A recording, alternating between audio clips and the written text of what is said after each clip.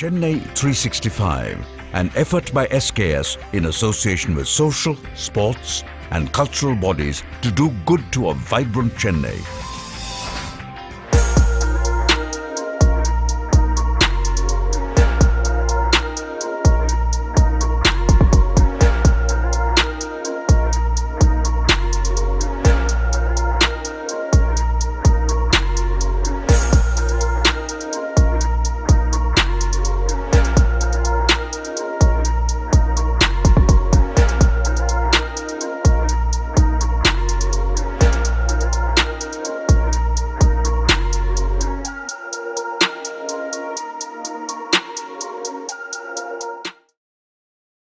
அனைவருக்கும் இனிய மாலை வணக்கம். ஒவ்வொரு வெள்ளிக்கிழமையும் மாலை 6 மணி அளவில் நாம் ஒவ்வொரு வாரம் சந்திக்கிறோம். தமிழ் 63 என்கிற நாயன்மார்கள் தொடர் நிகழ்ச்சி நடந்து வருவது தமிழகம் அறிந்த ஒரு செய்தி. இன்றைக்கு நாம் கண்ணப்ப நாயனார் குறித்து சிந்திக்க இருக்கிறோம். இந்த இனியதொரு விழாவிற்கு தலைமை தாங்குவதற்காக கண்ணப்பனே தலைமை தாங்க வருவதைப் போல வணக்கத்திற்குரிய கலைமாமணி முனைவர் வாசுகி கண்ணப்பன் அவர்கள் தலைமை தாங்க இருக்கிறார்கள். அவர்களை மேடைக்கு வருமாறு அன்போடு அழைக்கிறோம். கலைமாமணி முனைவர் வாசுகி கண்ணப்பன் அவர்கள் மேடைக்கு வருகிறார்கள். இன்றைக்கு நீங்கள் உட்காருங்க, அவங்க அழைச்ச பிறகு வருவாங்க. கண்ணப்ப நாயனார் சரித்திரத்தை இன்றைக்கு முறையாக தருவதற்காக சொற்பொழிவை ஆற்றுவதற்காக வந்திருக்கக்கூடிய இலக்கிய நாவரசி, தமிழ் சொற்பொழிவாளர், வணக்கத்திற்குரிய பேராசிரியர் டாக்டர் TS பிரேமா அவர்கள் இந்த அரங்கம் வந்திருக்கிறார்கள். இந்த இனிய நிகழ்வு இன்றைக்கு தெய்வத்தமிழ் விருது என்கிற விருதினை பெற இருக்கின்ற ஓதுவார், நம்முடைய நெஞ்சமெல்லாம் தேவார பன்னிசையை நம் நெஞ்சமெல்லாம் நிரப்பக்கூடிய மாபெரும் பணி ஆற்றிக் கொண்டிருக்கக்கூடிய ஓதுவார் திரு நாகநாதன் அவர்கள் இப்பொழுது இறை வணக்கத்துடன் இந்த இணைய நிகழ்ச்சி தொடங்குகிறது.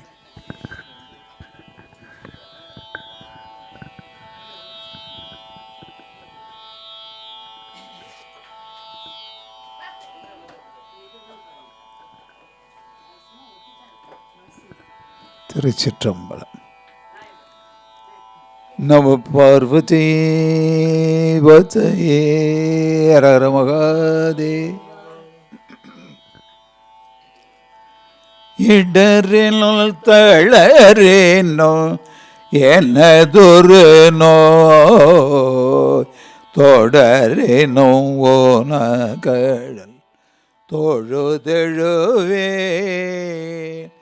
கடல் தனில் அமுதோடே கலல் தனல்தை மிடரினில் அடக்கிய வேதியனை இதுவோ எமையாளுமா ஏவதொன்றம் கிள்ளையேல் அதுவோ உணரில் அருள் ஆவடே துறை அரணே.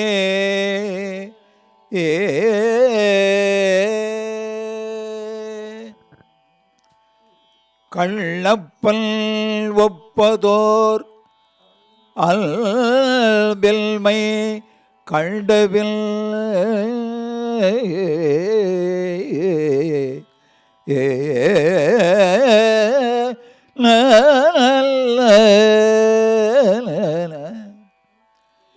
எல்லப்பல் எல்லொப்பில் எல்லையும் ஆட்கொண்டு அருளி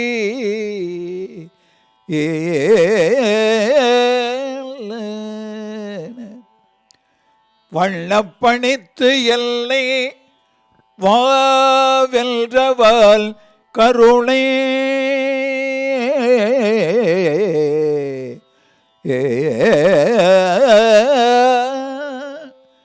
வண்ணப்பணித்து எல்லை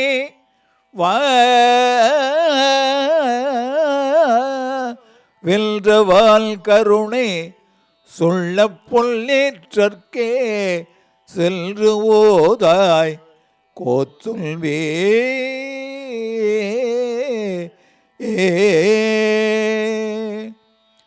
ஆடுல் மயிலாய் உரு எடுத்து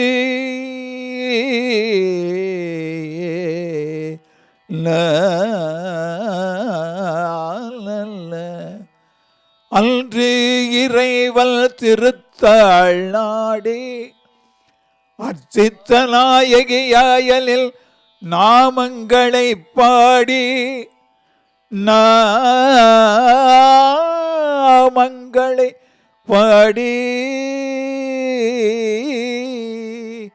உருகி பரவசல் ஆகுமப்பாங்கு அருள்வாய் காடனவே பொழில் சோழ் மயிலாபுரி கற்பகமே கற்பகமே தனல் தருள் கல்வி தருள் ஒரு நாளும் சளர்வரிய மணல் தருள் தெய்வ வடிவுள் தருள் நெல்சில் வஞ்சமில்லாய் இனல் தருள் நல்லனையெல்லாம் தருள் அல்பரெல்பவர்க்கே கனல் தருள் ஓங்குழலாள் அபிராமி அபிராமி அபிராமி கடைக்கண்களே நல்லன எல்லாம் தரும் தனல் தரும் தென்னாடுடைய சிவனே போற்றி எல்லாட்டவர்க்கும் இறைவா போற்றி. திருச்சிற்றம்பலம். பக்தி வெள்ளத்தில் நம்மையெல்லாம் திளைத்து நம் மனதிற்கு ஒரு ஆன்மீக உணர்வினை ஏற்படுத்தி கொடுத்திருக்கிறார்கள் ஐயா அவர்கள். நம்முடைய நிகழ்ச்சி இறை வணக்கத்தோடு தொடங்க வேண்டும் என்பது மரபானதால் நாம் திருமுறையின் திருப்பதிகங்களோடு இதை தொடங்குவது இந்த நிகழ்வு மரபிலே இருப்பதால் முதலில் பதிகம் பாடி முடித்திருக்கிறோம். இதுக்கடுத்து நாம் ஒரு 2 இரங்கல் செய்திக்கு மரியாதை தெரிவித்துவிட்டு நாம் நிகழ்ச்சிக்கு செல்லலாம் என்று இருக்கிறோம். எங்கள் வணக்கத்திற்குரிய சென்னை கம்பன் கழகத்தினுடைய அரும்பெரும் தலைவர் ஐயா திரு தமிழகத்தின் மேனாள் கல்வி அமைச்சராகவும் அறநிலைத்துறை அமைச்சராகவும் பல்வேறு பணிகளை ஆற்றி சென்னை கம்பன் கழகத்தினுடைய மாபெரும் தலைவராக ஒப்பற்ற தலைவராக விளங்கிய அருளாளர் ஆரம்பி ஐயா அவர்கள் இறைவன் திருஅடி அடைந்த நாளை நாம் வாழ்க்கையில் என்றைக்கும் மறக்கவே முடியாது. அப்படி ஒரு நெஞ்சம் இற்றுப்போன ஒரு கையறு நிலையில் நாமெல்லாம் திளைத்த ஒரு நாள் அந்த நாள் என்று சொல்லலாம்.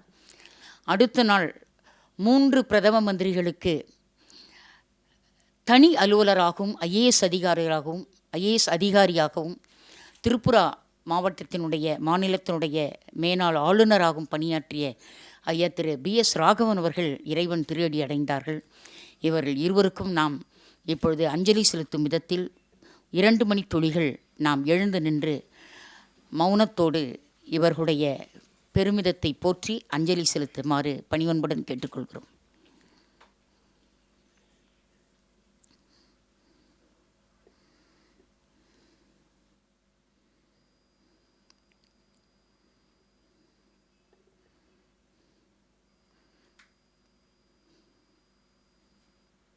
நன்றி. இன்றைக்கு கண்ணப்ப நாயனார் புராணத்தை நாம் கேட்ப இருப்பதற்கு முன்பு இன்றைய நிகழ்வினுடைய 9வது வார நிகழ்வாக இன்றைக்கு இந்த நிகழ்ச்சி மலர்ந்திருக்கிறது. எப்படி 8 வாரம் 8 வெள்ளிக்கிழமை தொடர்ந்து நாம் இதை நடத்தியிருக்கிறோம் என்பது ஒரு மாபெரும் வெற்றி கனவு நிறைவேறிவிட்டது போலவே ஒரு உணர்வு நெஞ்சுக்குள்ளே இருக்கிறது. அந்த வகையில் இன்று நாம் கலைமாமணி முனைவர் வாசுகி கண்ணப்பன் அவர்கள் இந்த நிகழ்விற்கு தலைமை தாங்க வந்திருக்கிறார்கள். கண்ணப்ப நாயனார் சரித்திரம் என்பதால் வாசுகி கண்ணப்பன் வர வேண்டும் என்றெல்லாம் நாங்கள் திட்டமிடவில்லை. தானாக அப்படியே அமைந்தது. முனைவர் வாசுகி கண்ணப்பன் அவர்களை பற்றிய ஒரு சிறு குறிப்பு. உண்மை நேர்மை உழைப்புக்கு உதாரணமான உத்தமபாளையம் திரு சுப்பிரமணியம் கனகாம்பாள் என்ற இனிய தம்பதியரின் 5ஆம் மகளாக அவதரித்தவர். சகல பண்புகள் என்னும் உரமிட்டு வளர்க்கப்பட்ட பெண் குழந்தை. இந்த நாத்து பல் மருத்துவர் டாக்டர் கண்ணப்பன் என்ற ஆன்மீகம் அறிவியல் தமிழர் சமுதாயம் அனைத்திலும் ஈடுபாடு கொண்ட விளை நிலத்தில் 16 அகவையில் ஊன்றப்பெற்று செழித்து வளர்ந்து ஒரு மகள் 2 மகன்கள் என்ற 3 முத்துக்களுடன் 3 மருமகள்களுடன் 7 பேரப்பிள்ளைகளை பெற்ற மாதரசி. இவர்கள் அனைவருமே அன்பு பண்பு கல்வியில் சிறந்த விற்பனர்கள். 40 அகவையில் கார் ஓட்ட கற்றுக்கொண்ட அதிசய பெண்மணி இவர். மாருதி மகிழ்வுந்து பந்தயத்தில் முதல் பரிசும் பெற்ற ஒரு பெண்மணி. 1967 தன் மகளின் கழுத்து நகையை திருடிய பெண்ணை பிடித்து கொடுத்து அன்று முதலமைச்சராக விளங்கிய பேரறிஞர் அண்ணா அவர்களின் திருக்கரத்தால் பரிசு பெற்றவர். அதனை அவர் கரத்திலேயே புயல் நிவாரண நிதிக்கு கொடுத்து மகிழ்ந்த ஒரு கொடையாளர் இந்த பெண்மணி. குஞ்சி அழகும் கொடுந்தானை கோட்டழகும் கல்வி அழகே அழகு என அத்தனை அழகிலும் கல்வி அழகே அழகு என்று நாலடியார் போற்றிய கேடல் விழுச்செல்வமான கல்வியை 58 அகவையில் மீண்டும் தொடங்கி விடாமல் தொடர்ந்து படித்து 6-7 வருடங்களில் MA MPhil சோஷியாலஜி பட்டமும் 3 பல்கலைக்கழகங்களில் துணைவேந்தராக விளங்கிய பத்மபூஷன் மிகப்பெரிய விருதாளரான சாகித்ய அகாடமி விருதினை பெற்ற பேராசிரியர் முனைவர் வாசே குழந்தைசாமி அவர்கள் எழுதிய குலோத்துங்கன் கவிதைகள் என்ற நூலை ஆராய்ந்து PhD முனைவர் பட்டத்தையும் பெற்ற பெருந்தகை. அதற்கு மேல் MA சைவ சித்தாந்தத்தை சென்னை பல்கலைக்கழகத்தில் தன்னுடைய 65வது வயதில் நிறைவு செய்தார். பல்கலைக்கழக வரலாற்றிலேயே 65-66 வயதில் பட்டயம் பெற்ற ஒரே பெண்மணி இவர்தான். சொந்தமாக கவிதைகளை புனைந்து பாடுவதில் வல்லவர். செல்லம்மாள், ஔவையார் போன்ற பல பாத்திரங்களில் மிளர்ந்தவர். கதை இசை சொற்பொழிவுகள் பலவற்றை நிகழ்த்தியவர். 13 நூல்களை படைத்த எழுத்தாளர், சிறந்த பேச்சாளர், படைப்பாளர், முத்தமிழ் வித்தகி. கணவர் டாக்டர் கண்ணப்பன் அவர்களின் மணி விழாவில் உருவாக்கிய டாக்டர் கண்ணப்பன் வாசுகி அறக்கட்டளை மூலம் 200க்கும் மேற்பட்டோருக்கு இதுவரை விருதுகள் வழங்கி பெருமை சேர்த்திருக்கக்கூடிய ஒரு பெண்மணி. ஏழை எளியோர்கள் கல்வி பெற உதவி செய்து வருகிறார். மாநாடுகள், கருத்தரங்குகள், பல்வேறு ஆராய்ச்சி கட்டுரைகள் வழங்கி பல வகையில் பல நாடுகள் வலம் வந்தவர். அனைத்து இந்திய தமிழ் எழுத்தாளர் சங்கம், சென்னை கம்பன் கழகம், பாரதியார் கழகம், உலக திருக்குறள் மையம், திருக்குறள் பேரவை, மயிலை திருவள்ளுவர் தமிழ்ச்சங்கம், புலவர் குழு, சன்மார்க்க நேசன், சேக்கிழார் ஆராய்ச்சி மையம் போன்ற பல அமைப்புகளில் பல்வேறு வகைப்பட்ட பொறுப்பேற்று இன்றும் ஆன்மீக பணி, இலக்கிய பணி, சமூக பணி என்று செய்து வருகிறார். கிட்டத்தட்ட இவரை ஒரு பெண் உழவார பணியாளராகவே சொல்லலாம். நாவுக்கரச பெருமானுக்கு அடுத்தபடியாக இந்த பணியை தன்னுடைய தோளில் ஏற்றிக்கொண்டு மிக மகிழ்ச்சியோடு உலா வரக்கூடிய ஒரு உன்னத பெண்மை. இவருடைய தன்விவர குறிப்பே ஒரு MPhil ஆய்வு பட்டத்திற்கு கொடுப்பது போல் இருக்கிறது. அதனால் நான் இதை ஒரு எல்லையில் நிறுத்தி, இவர் வகித்த பொறுப்புகள் கிட்டத்தட்ட 20 அமைப்புகளில் தலைவராக, செயலாளராக, செயற்குழு உறுப்பினராக பணியாற்றி வருகிறார். இவர் வெளியிட்ட நூல்கள் இதுவரை 27 நூல்களுக்கு மேல் வெளியிட்டிருக்கிறார்கள். இவர் படைத்த நூல்கள் ஒரு 15 நூல்களுக்கு மேல் படைத்திருக்கிறார்கள். கிட்டத்தட்ட 100க்கும் மேற்பட்ட பல்வேறு வகைப்பட்ட விருதுகளை பெற்றிருக்கிறார்கள். இவர் விருதுகள் மற்றும் வாசுகி கண்ணப்பன் பெற்ற விருதுகள் என்று நீங்கள் உறவு சுரங்கம் www.com அதில் போய் நீங்கள் பார்த்து கொள்ளுங்கள் என்று சொல்லி, இவர் பெற்ற விருதுகளில் எத்தனையோ விருதுகள் பெற்றிருந்தாலும் சென்னை கம்பன் கழகம், அனைத்து இந்திய எழுத்தாளர் சங்கம், பாரதியார் சங்கம் இவைகளிலெல்லாம் அவர் பெற்ற விருதுகள் மனதில் என்றும் நின்று நிலைத்திருக்கக்கூடியவை என்று சொல்லி, மணக்கும் தமிழ் இவர் சொத்து, இவர் படைத்த படைப்புகளோ தமிழ் உலகின் வித்து. மணக்கும் தமிழ் இவர் சொத்து, இவர் படைத்த படைப்புகளோ தமிழ் உலகின் வித்து. இவரின் லட்சியம் ஒழுங்காக வாழ்வதே ஒரு இலக்கியம் என்பார். இவரின் லட்சியம் ஒழுங்காக வாழ்வதே ஒரு இலக்கியம் என்பார். சேக்கிழாரின் செழுந்தமிழை தேர்ந்து அறிந்து புது வாக்கியத்தில் வார்க்கின்ற ஒரு அற்புத பேச்சாளர். பாத்திரம் கொண்டு கொண்டு இவர் பாத்திரங்களை எடுத்து காட்டுகிற போது மனம் மகிழும். இவர் ஒரு ஆசுகவி. இவர் காசுகவி அல்ல, இவர் ஒரு ஆசுகவி. யாரை பற்றி உங்கள் கூட்டத்திலே யாராவது ஒருவர் இலக்கிய சிந்தனையாளர் தான் இங்கே இருப்பார்கள், அவர் நன்கு அறிவார். யாராவது ஒருவரை பற்றிய தன்விவர குறிப்பு கொடுத்தால் உடனே பாடல் புனைந்து இசையமைத்து அந்த மேடையிலே பாடிவிடுவார். அப்படிப்பட்ட ஒரு ஆற்றலுடைய மாபெரும் பெண்மணி அவர்கள் இன்றைக்கு இந்த விழா தலைமை தாங்குவது என்பது மனதிற்கு மகிழ்ச்சியையும் நெகிழ்ச்சியையும் தருகிற ஒரு அரிய காட்சி. தமிழ் உலகின் தன்னிகரில்லாத பேச்சாளராக, சொற்பொழிவாளராக, ஆன்மீக சிந்தனையாளராக விளங்குகிற எங்கள் வணக்கத்திற்குரிய பேராசிரியர் கலைமாமணி டாக்டர் சாரதா நம்பி ஆரூரன் அவர்கள் இந்த தமிழகத்தினுடைய மாநில தகவல் ஆணையராக, பேராசிரியராக இருந்து மாநில தகவல் ஆணையராக உயர்ந்த ஒரு மாபெரும் பெண்மணி. அவர்கள் பொற்கரத்தால் இப்பொழுது கலைமாமணி வாசுகி கண்ணப்பன் அவர்களுக்கு பொன்னாடை அணிவித்து நாம் நிகழ்ச்சியை தொடங்க இருக்கிறோம்.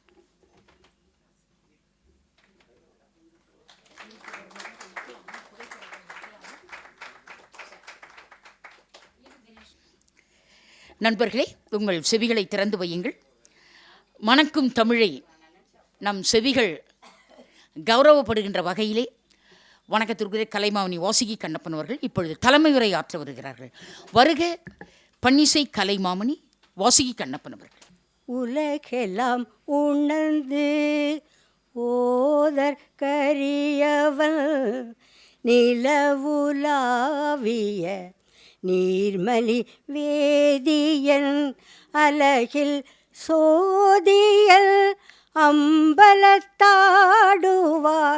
மலர் சிலம்படி வாழ்த்தி வணங்குவாம் மேவல புறங்கள் செற்ற விடையவ வேத வாய்ப்பை காவல திருக்காலத்தே கண்ணப்பர் அடி போற்றி அடியாரை போற்றும் இந்த தொண்டமைப்பு மூன்றும் வாழையடி வாழையாக வளர்ந்தோங்க வாழ்த்திடுவாய்.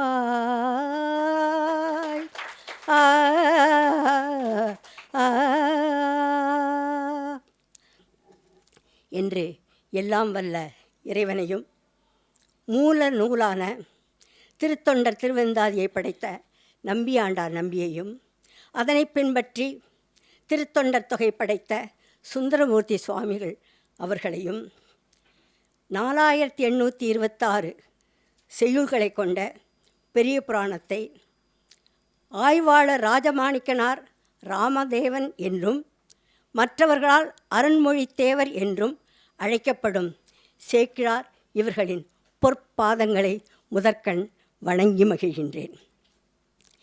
இவ்வரிய பெரிய புராணம் வாழ்வியற் புராணத்தை மக்கள் பயன்படுத்த வேண்டும் என்ற எண்ணத்தில் தமிழ் 63 என்ற தலைப்பில் அரிய தொண்டாற்றி வரும் மூவேந்தர்கள் போல் முத்தமிழ் போல் முக்கனி போல் விளங்கும் ஸ்ரீ கிருஷ்ணா ஸ்வீட்ஸ் கலைமாமணி முரளி அவர்களுக்கும் இந்த பாரதிய வித்யாபவன் இயக்குனர் கலைமாமணி ராமசாமி ஐயா அவர்களுக்கும் தமிழ்த்தாய் விருது பெற்ற பேராசிரியர் முனைவர் உலகநாயகி பழனி அவர்களுக்கும் முதலில் அவர்களுக்கு தனி வணக்கத்தையும் நன்றியுடன் கூடிய வாழ்த்துக்களையும் நான் தெரிவித்துக் கொள்கின்றேன்.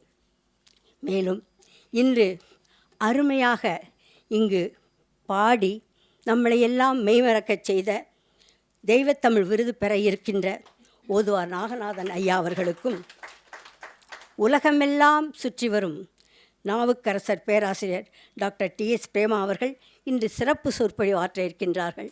அவர்களுக்கும் மேலும் இங்கு கூடியிருக்கும் ஒவ்வொருவரையும் குறிப்பாக நம்ம இரங்கல் சொன்னாங்க நம்ம RM வீரப்பன் அவர்களே அக்கா என்று அழைக்க விருப்பப்பட்ட டாக்டர் சாரதா நம்பி ஆரூரன் அவர்களுக்கும் ஐயா கோட்டிலிங்கம் ஐயா அவர்களுக்கும் கம்பன் கழகம், அனைத்திந்திய எழுத்தாளர் சங்கம், பாரதியார் சங்கம் மற்றும் மயிலை திருவள்ளுவர் தமிழ்ச்சங்கம் இவற்றிலிருந்து வந்திருக்கின்ற ஒவ்வொருவரையும் த அசோசியேஷன் ஃபார் ஹாஸ்பிட்டாலிட்டி அதிலிருந்து மிஸ்டர் தியாகராஜன் வந்திருக்கின்றார். இங்கு எனக்கு என் பிள்ளைங்க 2 பேர் வெளிநாட்டில் இருக்காங்க. ஆனால் இங்கு எனக்கு மகனாக இருப்பவர் திரு காந்தராஜ் அவர் வந்திருக்காங்க. மிக முக்கியமாக யாரோட சப்போர்ட்டுக்கோ இல்லையோ நாத்தனார் சப்போர்ட் வேணும். எனக்கு நாத்தனார் இங்கே இருக்கிறாங்க. சோமசுந்தர பாதிரியோட கிரேட் கிராண்ட்சன் கர்னல் ராஜாராம் வந்திருக்கின்றார். இப்படி ஒவ்வொருவரையும் இவர் நம்ம குருமூர்த்தி அவர்கள் நமக்கெல்லாம் ஃபோட்டோ எடுத்து அனுப்புகிறவர்.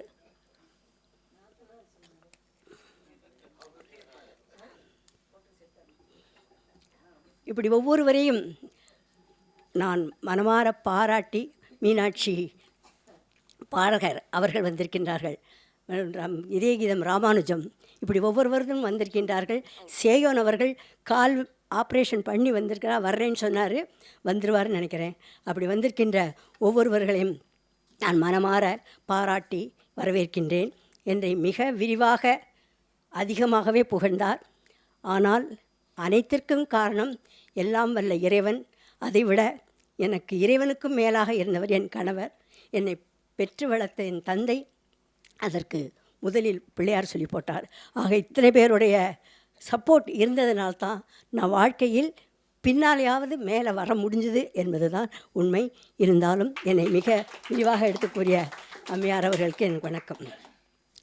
ஊர் ஊராகச் சென்று களப்பணி ஆற்றி பெரிய புராணத்தை படைத்த சேக்கிழார் யார்? படித்த செய்தியை நான் உங்கள்கிட்ட பகிர்ந்துக்கிறேன். 12ஆம் நூற்றாண்டில் சோழ நாட்டு அரசன் 2ஆம் குலோத்துங்க சோழனின் அமைச்சராக முதலில் இருந்தவர் சேக்கிழாரின் தந்தை வெள்ளியங்கிரி.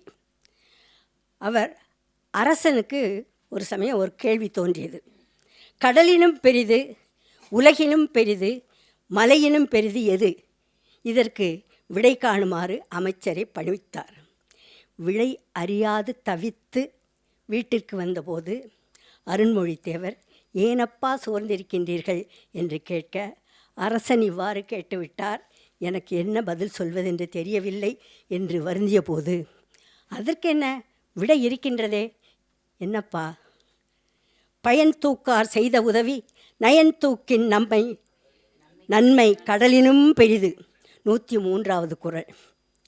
செய்யாமல் செய்த உதவிக்கு வையகமும் வானகமும் ஆற்றல் அரிது. 101வது குறள். நிலையில் தெரியாது அடங்கியான் தோற்றம் மலையினும் மானப்பெரிது. 124வது குறள் என்று எடுத்து சொல்ல மிகவும் மகிழ்ந்து அரசவைக்கு சென்று அரசனிடம் சொல்ல அரசர் பெரிதும் பாராட்டி மகிழ்ந்தார். அப்பொழுது தந்தை வெள்ளியங்கிரி சொல்கின்றார், இது என் மகன் சொல்லிக் கொடுத்தது என்று கூறினவுடன், மகனே இந்த அளவுக்கு வளர்ந்திருக்கின்றாரே அறிவால் என்று அவர் பெரிதும் பாராட்டி, அவருக்கு பின் இவரையும், அதாவது சேக்கிழார் அருண்மொழித்தேவரையே அமைச்சராக கொண்டு அவரும் மிகச்சிறந்த முறையில் தொடர்ந்து பணியாற்றி பின்னாளில் உத்தம சோழ பல்லவன், தொண்டர் சீர் பரவுவார், தெய்வப்புலவர், தெய்வச் சேக்கிழார் என்ற பட்டங்களையெல்லாம் பெரும் பேற்றினை பெற்றார். தெய்வப்புலவர் என்ற அந்த அடைமொழி 2 பேருக்குத்தான் இருக்கின்றது. ஒன்று திருவள்ளுவர், 2வது சேக்கிழார். சேக்கிழார் பெருமகனார் பெரிய புராணத்தை ஏற்படுத்த காரணம் என்ன? அரசர் காமரசம் கொண்ட சமண நூலான சீவக சிந்தாமணியில் மயங்கி கிடப்பதை உணர்ந்த சேக்கிழார் மன்னனையும் மக்களையும் காக்கும் பொருட்டு பெருமைமிகு திருத்தொண்டர் வரலாற்றை அரசர் உணரும்படி எடுத்து சொல்ல, அரசரும் வியந்து திருத்தொண்டர் புராணத்தை படைக்குமாறு ஆணையிட்டார்.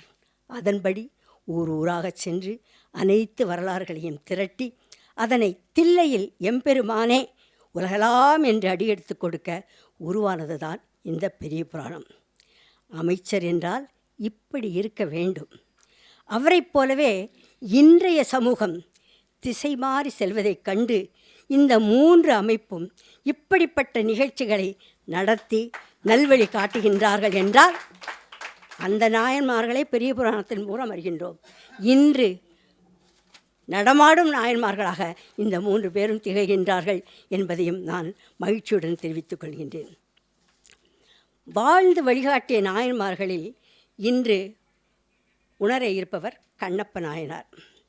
ஜாம்பவன்களாக தலைமை தாங்கிய இந்த நிகழ்ச்சிக்கு எளியவளை அன்பு சகோதரி நாவுக்கரசி அவர்கள் அழைத்த போது நான் மறுத்தேன்.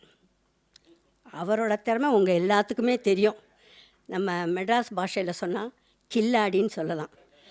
கண்ணப்ப நாயனார் நிகழ்வுக்கு வாசிய கண்ணப்பன் தானே தலைமை தாங்க முடியும் என்று சொல்லி என்னை அடக்கிவிட்டார். ஆனால் அனைத்து பொருத்தங்களும் இல்லை. ஒரு பொருத்தம் உள்ளது.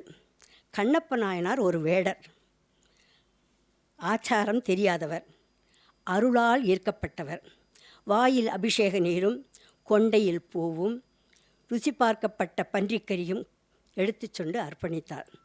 என் கணவரும் நானும் நியமங்கள் பார்ப்பதில்லை. காலை மாலை விளக்கேற்றி இன்றைய நாள் இனிதாக அமைய வேண்டும் என்று வேண்டுவோம். இரவில் படுக்கும் பொழுது அன்றைய நிகழ்வுக்கு நன்றி கூறி படுக்கச் செல்வோம். அது மட்டுமல்ல, முடிந்தவரை எங்களால் முடிந்த சமூக சேவையும் செய்து வருகின்றோம்.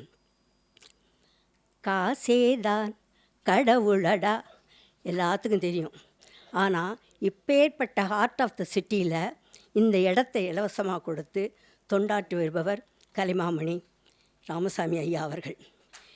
80 பள்ளி மாணவர்கள் மூலம் 22 கோடி கிருஷ்ணநாமங்களையும் 20 லட்சம் மாணவர்களை பகவத்கீதையும் 122 கோடி முறை நமச்சிவாய மந்திரத்தை எழுத வைத்தவரும் 2206 பக்தி நிகழ்ச்சிகளையும் 3216 பொது நிகழ்ச்சிகள், 162 தேசிய நிகழ்ச்சிகள், 619 இசை நிகழ்ச்சிகள், 98 நடன நிகழ்ச்சிகள், 947 இலக்கிய நிகழ்ச்சிகள், 560 மருத்துவ முகாம்கள், சிகரம் வைத்தார் போன்ற சல்யூட் மதர்ஸ் என்ற வகையில் மிகச்சிறந்த தொண்டாற்றி வரும் கலைமாமணி முரளி அவர்களுக்கும், நிமிடத்தை பணமாக்கக்கூடிய பேச்சு திறமை மிக்க தமிழ்த்தாய் விருது பெற்ற பேராசிரியர் முனைவர் உலகநாயகி பழனி அவர்கள் தன் அறிவையும் சிந்தனையையும் உடல் நலம் பாராமல் உழைத்து தொண்டாற்றி வரும் இம்மூவருக்கும் பலத்த கரவொலியால் நம் பாராட்டினை வாழ்த்தினை நன்றியுடன் தெரிவித்துக் கொள்வோம்.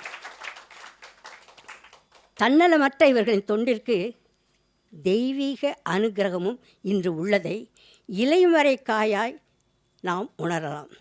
தமிழ் 63 தொடங்கி இன்று 9வது நிகழ்ச்சி.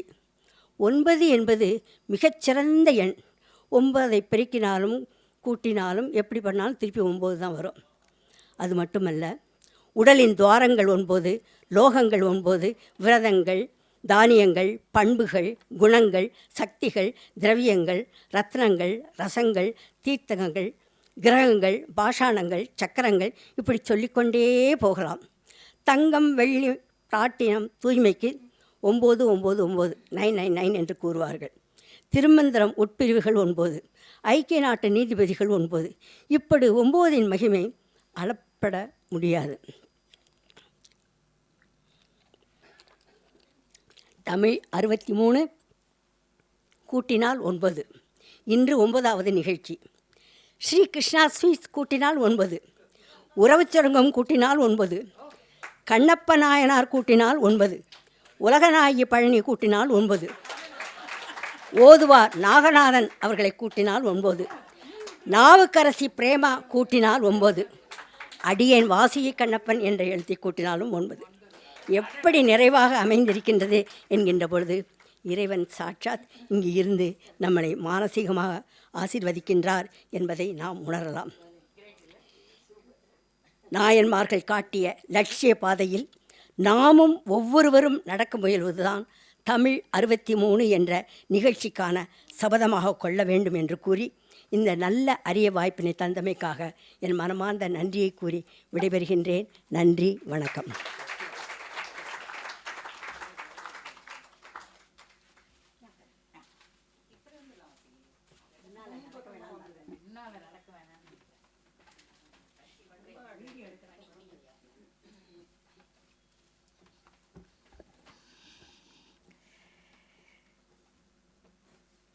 நெஞ்சமெல்லாம் நட்பினாலும் அன்பினாலும் நம்முடைய உள்ளத்தை அப்படியே கொள்ளை கொண்டு போய்விட்டார்கள் அக்கா வாசி கண்ணப்பன் அவர்கள். இந்த அரங்கம் ஒரு கனமான அரங்கம். நம்முடைய மாநில தகவல் ஆணையர் டாக்டர் சாரதா நம்பி ஆரூர் அவர்கள் பொன்னாடை அணிவித்தார்கள்.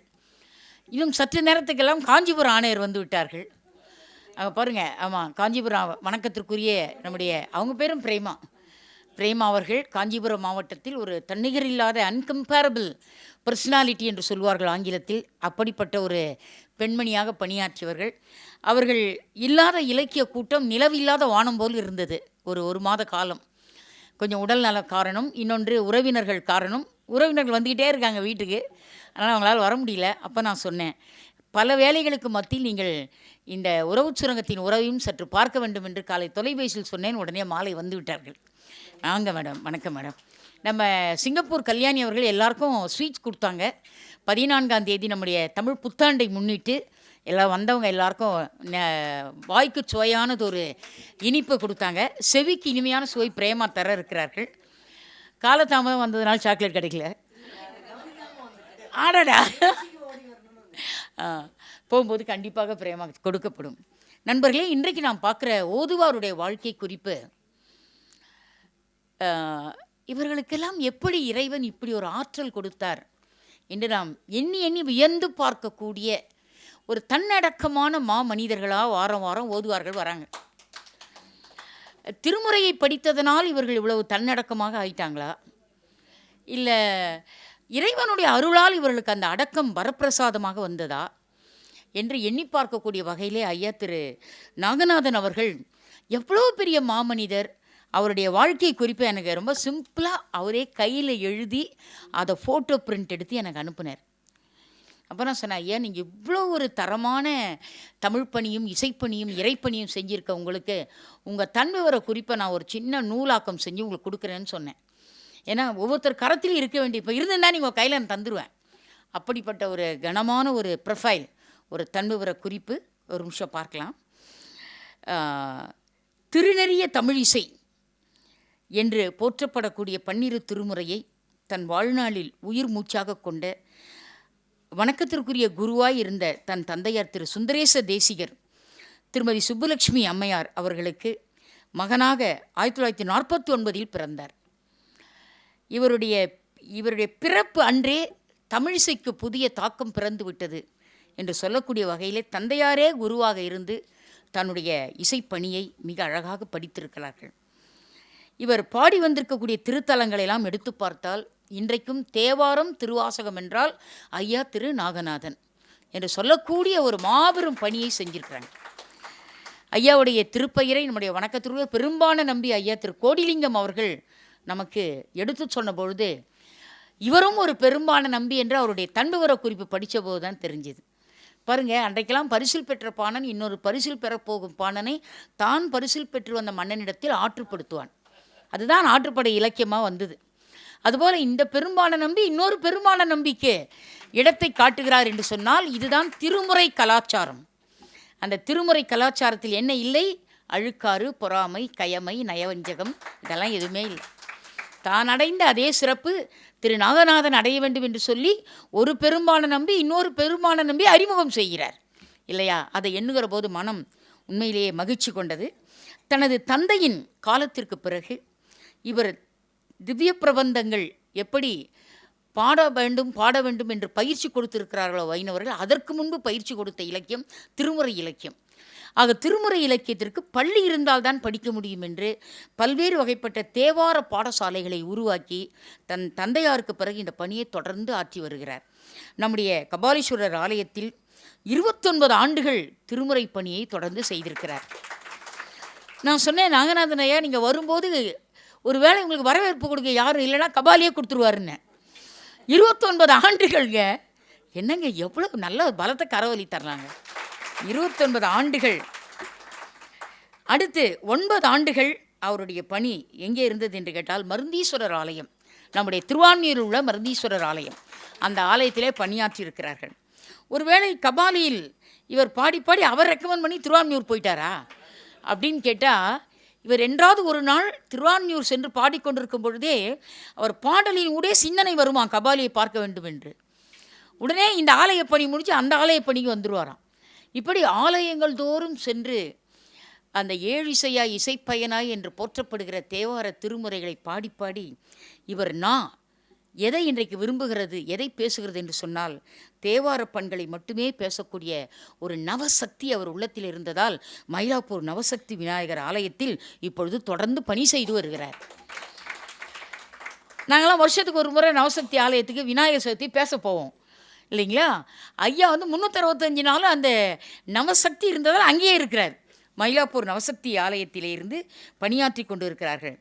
இந்த ஆலயத்தில் வாரந்தோறும் தேவார வகுப்பு நடத்தி அடுத்த தலைமுறைக்கு தேவார திருவாசகங்களை எப்படி முறையாக பொருளறிந்து பாடுவது என்பதை அவர் நடத்தி வருகிற காட்சி நாம் நெஞ்சமெல்லாம் மகிழ்கிற ஒரு காட்சியாக இருக்கிறது.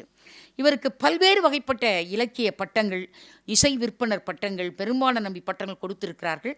அவர் பெற்றிருக்கிறார். அதாவது கந்தர்கான வித்யாலயா என்று சொல்லப்படக்கூடிய அவருடைய திறன் எப்படிப்பட்ட திறன் என்று கேட்டால், இவருடைய தெய்வ தமிழிசையை முன்னிட்டு இவர் சென்னையில் உள்ள மிக பிரபலமாக இருக்கக்கூடிய செட்டிநாட்டரசர் அவர்களின் வழி வழி வந்திருக்கக்கூடிய தமிழிசை சங்கம் சார்பில் நடைபெற்று வருகிற பல்வேறு இசை வகுப்புகளை, கலாச்சார வகுப்புகளை தேவார ஆசிரியராக இன்றும் பணிபுரிந்து வருகிறார். ஆக இப்படிப்பட்ட ஒரு பன்னிசை திருமுறையினுடைய வித்தகருக்கு நாம் இன்னைக்கு தெய்வத்தமிழ் விருது என்ற ஒரு விருதை தருகிற போது இவரே ஒரு பட்டத்தை பெற்றிருக்கிறார். தெய்வத் தமிழிசை செல்வர் என்ற ஒரு விருதினையும் ஐயா அவர்கள் பெற்றிருக்கிறார்கள். நாம் இப்பொழுது அந்த பட்டயத்தை பார்க்கலாம்.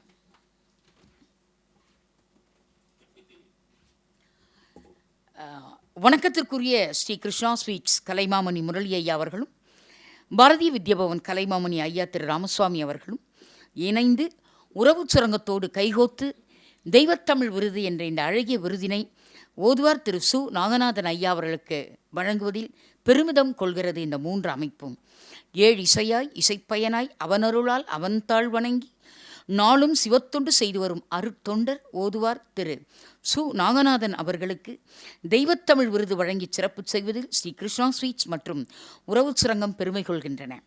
ஏப்ரல் 12, 2024 பாரதிய வித்யாபவன் மயிலை, சென்னை. இந்த பெரும்பான நம்பிக்கை இந்த விருதை தர வேண்டும் என்று ஆசைப்பட்ட நம்முடைய வணக்கத்திற்குரிய கோடிலிங்கம் ஐயா அவர்கள் நம்முடைய நாகநாதன் ஐயா அவர்களுக்கு பொன்னாடை அணிவிக்க இந்த அழகிய தெய்வத்தமிழ் விருதினை இன்றைய விழா தலைவர் வணக்கத்திற்குரிய கலைமாமணி வாசுகி கண்ணப்பன் அவர்கள் பொற்கரத்தால் வழங்குகிறார்கள்.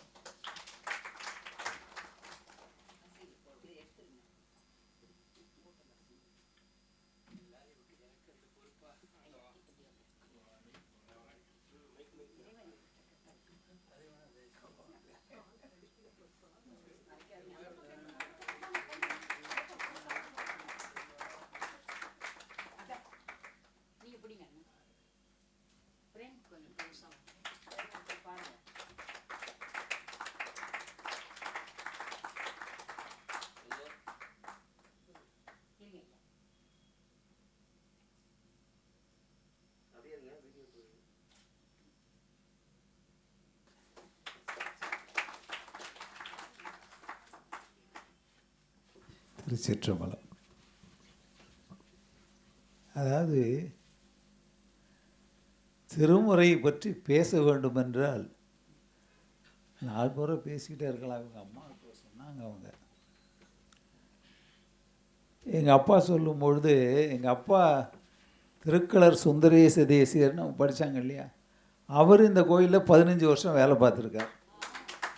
நம்ம கபாலீஸ்வரர் கோயிலில் எனக்கு முன்பாக. அப்போ பார்த்திங்கன்னா எனக்கு உள்ளபடியே சொல்லலாம், ஆனாவனா கூட இதெல்லாம் திருமுறையில் தெரியாது. அப்படி தான் இதில் என்ட்ரானது எங்கள் அப்பா காலத்துக்கு. ஆனால் குலத்தொழில் கல்லாமல் வரும் என்ற பழமொழிக்கு இணங்க அப்போயே ஹார்மோனியம் வாசிக்கிட்டு பாடிக்கிட்டே இருப்பேன். இது நல்லா, இதில் ஒரு ஸ்லேடையான ஒரு பேச்சு சொல்லணும்னா, நாங்கள் இந்த மார்கழி மாதம் 30 நாள் வீதியில் பாடிக்கிட்டு வருவோம்.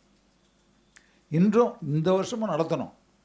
கடந்த ஒரு 40 வருட காலமாக நடத்திட்டு தான் வரும். அதை மார்கழி 30 நாள் கபாலி கோயிலை சுற்றி தமிழிசை பாடல்கள் பாடிக்கிட்டு வர்றது. அதில் எங்கள் அப்பா வேலை பார்த்துக்கிட்டு இருக்காரப்போ, எங்கள் அப்பா வீட்டில் இருக்கார். எங்கள் கூட சகாக்கள் வந்திருந்தவங்கெல்லாம் அவர்கிட்ட போய், உங்கள் பையன் இன்றைக்கி ரொம்ப நல்லா பாடினார் நீங்கள். அப்படியா, சரி சரி சரி போங்கன்னார். அவருக்கு ரொம்ப சந்தோஷம்னு இல்லை, உங்கள் அப்பா அப்படியே சந்தோஷப்பட்டார். அப்படி சரி போங்க நீங்களும் அப்படின்ட்டேன். ஒரு 10 நாள் கழித்து மறுபடியும் திருப்பி போனாங்க அந்த ஆளுங்கள். என்னங்க உங்கள் பையன் இன்றைக்கி உங்களை மாதிரியே நல்லா பாடினார் அப்படின்னு.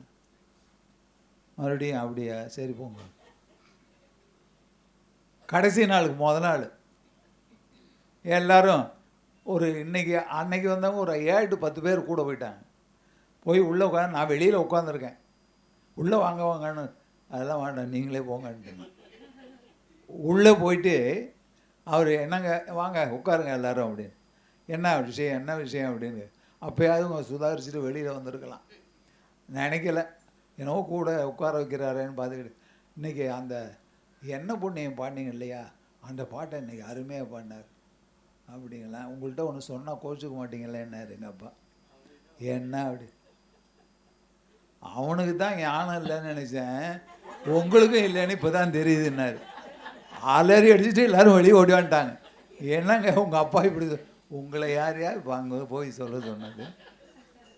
அது எதுக்கு தேவையில்லாமல் எதுக்கு சொல்ல வரேன்னா, அவங்கெல்லாம் அள்ளி தெளித்த தண்ணியில் ஒரு 2 துளி ஏதோ ஒன்று பட்டிருக்கு, அதுதான் வந்துக்கிட்டு இருக்கோம் நாங்கள், வேறு ஒன்றும் இல்லை. ஏன்னா எங்கள் அப்பாலாம் மலை, நாங்களாம் மடு, அப்படி இருக்கோம். நிச்சயமாக சொல்லலாம். எனக்கு முன்னாடி எங்கள் அப்பாவுக்கு அப்புறம் நான் இந்த வேலைக்கு சேர்ந்தபோது உயர்திருவாளுக்கு சங்கீத லால்குடி சுவாமிநாதன் கூட இருந்தார். அவரோட வேலை பார்த்துருக்கேன். அவர் சொல்லுவார், எவ்வளவுக்கு அவ்வளவு நம்ம இதில் உழைக்கிறோமோ அவ்வளோக்கு அவ்வளோ நல்லதுறாம்பார். அதுக்கப்புறம் தான் நான் வயலின் இப்போவும் இருக்கார், வயலின் வித்வான் எம் சந்திரசேகர்னு கண்ணு தெரியாமல் வாசிக்கிறார். அவர்கிட்ட வயலின் கற்றுக்கிட்டேன். ஹார்மோனியம் முத்துநடை சேர்னு இப்போவும் ஹரிதாஸுக்கிட்ட இருந்தார், அவர் பையன்கிட்ட வாசிக்கிறார். முத்துக்குமார் சாமின்னு இப்போ வாசிக்கிறார். அவர்கிட்ட மானசீக குரு ஏகலைவன் மாதிரி அவர்கிட்ட அவர் வாசிக்கிறத பார்த்துக்கிட்டே நான் வாசிக்கிட்டு இருந்தேன். இதனில் மியூசிக் காலேஜில் நவநீதன்னு ஃப்ளூட்டிஸ்ட் இருந்தாங்க, அவங்கள்ட்ட ஒரு வருஷம் ஃப்ளூட்டும் கற்றுக்கிட்டேன். இதெல்லாம் எதற்காக அப்படின்னு சொல்லும் பொழுது, ஒரு பாட்டை எடுத்து கொடுத்தோம்னா அந்த பாட்டை நாம் நன்றாக, இப்போ அம்மாவை பற்றி சொன்னாங்க இல்லையா, உடனே கவி எழுதி கொடுத்தா பாட்டு தான் உடனே டியூன் பண்ணி உடனே பாடிவிடுவாங்க. இதெல்லாம் தேவை எதற்குன்னா, ஒரு வயல் ஹார்மோனியம், ஒரு மிருதங்கம், ஒரு ஃப்ளூட்டு, ஒரு கிளாரினெட்டு, ஒரு ஏதோ வாசிக்கிறோன்னா அவங்கவர்கள் அந்த பணியை சரியாக செய்கிறார்களா என்று நமக்கு தெரிய வேண்டும். இதை இப்படி எங்கள் அப்பா மாதிரி ஒருத்தர் வந்திருக்காரு. ஏன்னா ஒரு நாள் ஒரு கையில் ஒரு பாட்டை கொடுத்து இதை நீங்கள் டியூன் பண்ணுங்கன்ட்டார். ஓசை ஒன்று கேட்டேன் ஓம் என்றது, ஓடோடி பார்த்தேன் அருள் நின்றது. இதை கொண்டாந்து கொடுத்துட்டாரு, இதை டியூன் பண்ணுங்க. எங்கள் அப்பா, நான் தான் சொன்னேன், எங்கள் அப்பா அவரும் நல்ல சங்கீத மேலே தான் வரும். அவர் கிட்ட எங்கள் தம்பி டியூன் பண்ணுங்க அப்படின்னு. நம்ம என்ன பண்ணுறது, உடனே கொண்டாந்து டியூன். அப்போ தான் நான் மியூசிக் பண்ணுறதுக்குன்னு அந்த பாட்டு என்ன பொருளை தருகிறது, அந்த பாட்டினுடைய பொருள் என்ன வருகிறது என்று பார்க்க வேண்டும். அந்த பாட்டினுடைய தன்மை, இறக்கத்திற்குரியதெல்லாம் பார்க்குறோம். அப்படின்ல அதெல்லாம் பார்த்துட்டு பண்ணுறோம். உடனே நான் சொன்னேன், ஒரு 4-5 பேரை கூட்டம் உட்கார வச்சு ஓம் ஓம் அப்படின்னு சொல்லுங்கன்னு சொன்னேன். சொல்லிவிட்டு உடனே கம்மி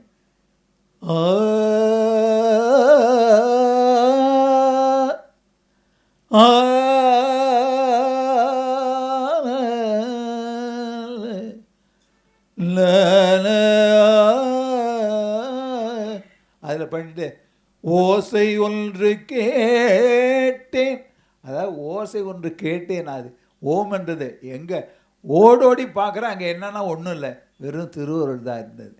இந்தமாரி ஓடோடி பார்த்தேன் அருள் நின்றது, இது மாதிரி பாடிக்காடு. இதை என்ன சும்மா இல்லாமல் அவர் என்ன பெரிய, அவர் பெரிய ஆள். அவர் இங்கே சுதர்சன் மியூசிக் டைரக்டர் இருந்தார் லெஸ்ஸில், அவர்கிட்ட ஒரு நாள் அழைச்சிட்டு போட்டார். இவன் என்ன பொய் சொல்கிறானா, இவன் என்ன டூப் அடிக்கிறானா என்ன காட்டும். அவர்கிட்ட ஒரு நாள் 7 மணிக்கு அழைச்சிட்டு போயிட்டார். அவர்கிட்ட அழைச்சிட்டு போனோன்னா அவர் வாங்க உட்காருங்க, எங்கள் ஓதுவரையா டியூன் பண்ணியிருக்கேன், எங்கள் பாடு. அவர் சொன்னேன், உங்களுக்கு ஹார்மோனியம் வாசிக்கிறது தெரியும். உடனே ஹார்மோனியம் டுவெல் செட் ஹார்மோனியம் எடுத்துகிட்டு வந்து அது உடனே இப்படி வாட்ச் காட்டினேன். அப்போ அவர் சொன்ன வார்த்தை இன்னும் என்னுடைய காதில் ஒலிக்கிறது. அவர் பண்ணது, ஓதுவார் பண்ணது கரெக்டாக பண்ணியிருக்காரு. எங்களுடைய வேலை என்னென்னா, அந்த பேக்ரவுண்ட் மியூசிக் பிஜிஎம் போட்டு அதை ஒரு பாட்டுக்கு முழுமையாக கொண்டு வருவோன்னு சொன்னது. அது இன்றைக்கி ஞாபகம் இருக்குது. அதை போல் என்னுடைய வாழ்க்கை இந்த மாரியெல்லாம் வந்துக்கிட்டு இருக்கிறது. இதெல்லாம் ஓதுவார் சமூகத்தில் நிறைய பாடல்கள், நிறைய குறுந்தகடுகள் நம்மளது நிறைய வந்திருக்கு. அதெல்லாம் எதுக்கு சொல்கிறேன்னா, இந்த திருமுறையை கருவூலம்னு சொல்கிற மாதிரி திருமுறையே தான் வாழ்க்கை. அது எப்பொழுதுமே கபாலி கபாலி கபாலி என்ற ஒரு ஸ்மரணை தான் இருந்து கொண்டிருக்க என்று சொல்லி வாய்ப்புக்கு நன்றி கூறி வினபெறு. இன்னொன்று, இந்த விருதெல்லாம் இருக்குது பாருங்க, இதெல்லாம் யாருக்கு உரியதுன்னா, ஒன்று எங்கள் அப்பாவுக்கு உரியது. என்னுடைய குருநாதர்கள் அத்தனை பேருக்கு இந்த விருதுகள்லாம் அவர்களுடைய திருப்பாதங்களுக்கு சமர்ப்பிக்கிறேன் என்பதை தெரிவித்துக்கொண்டு அமைகின்றேன். நன்றி, வணக்கம்.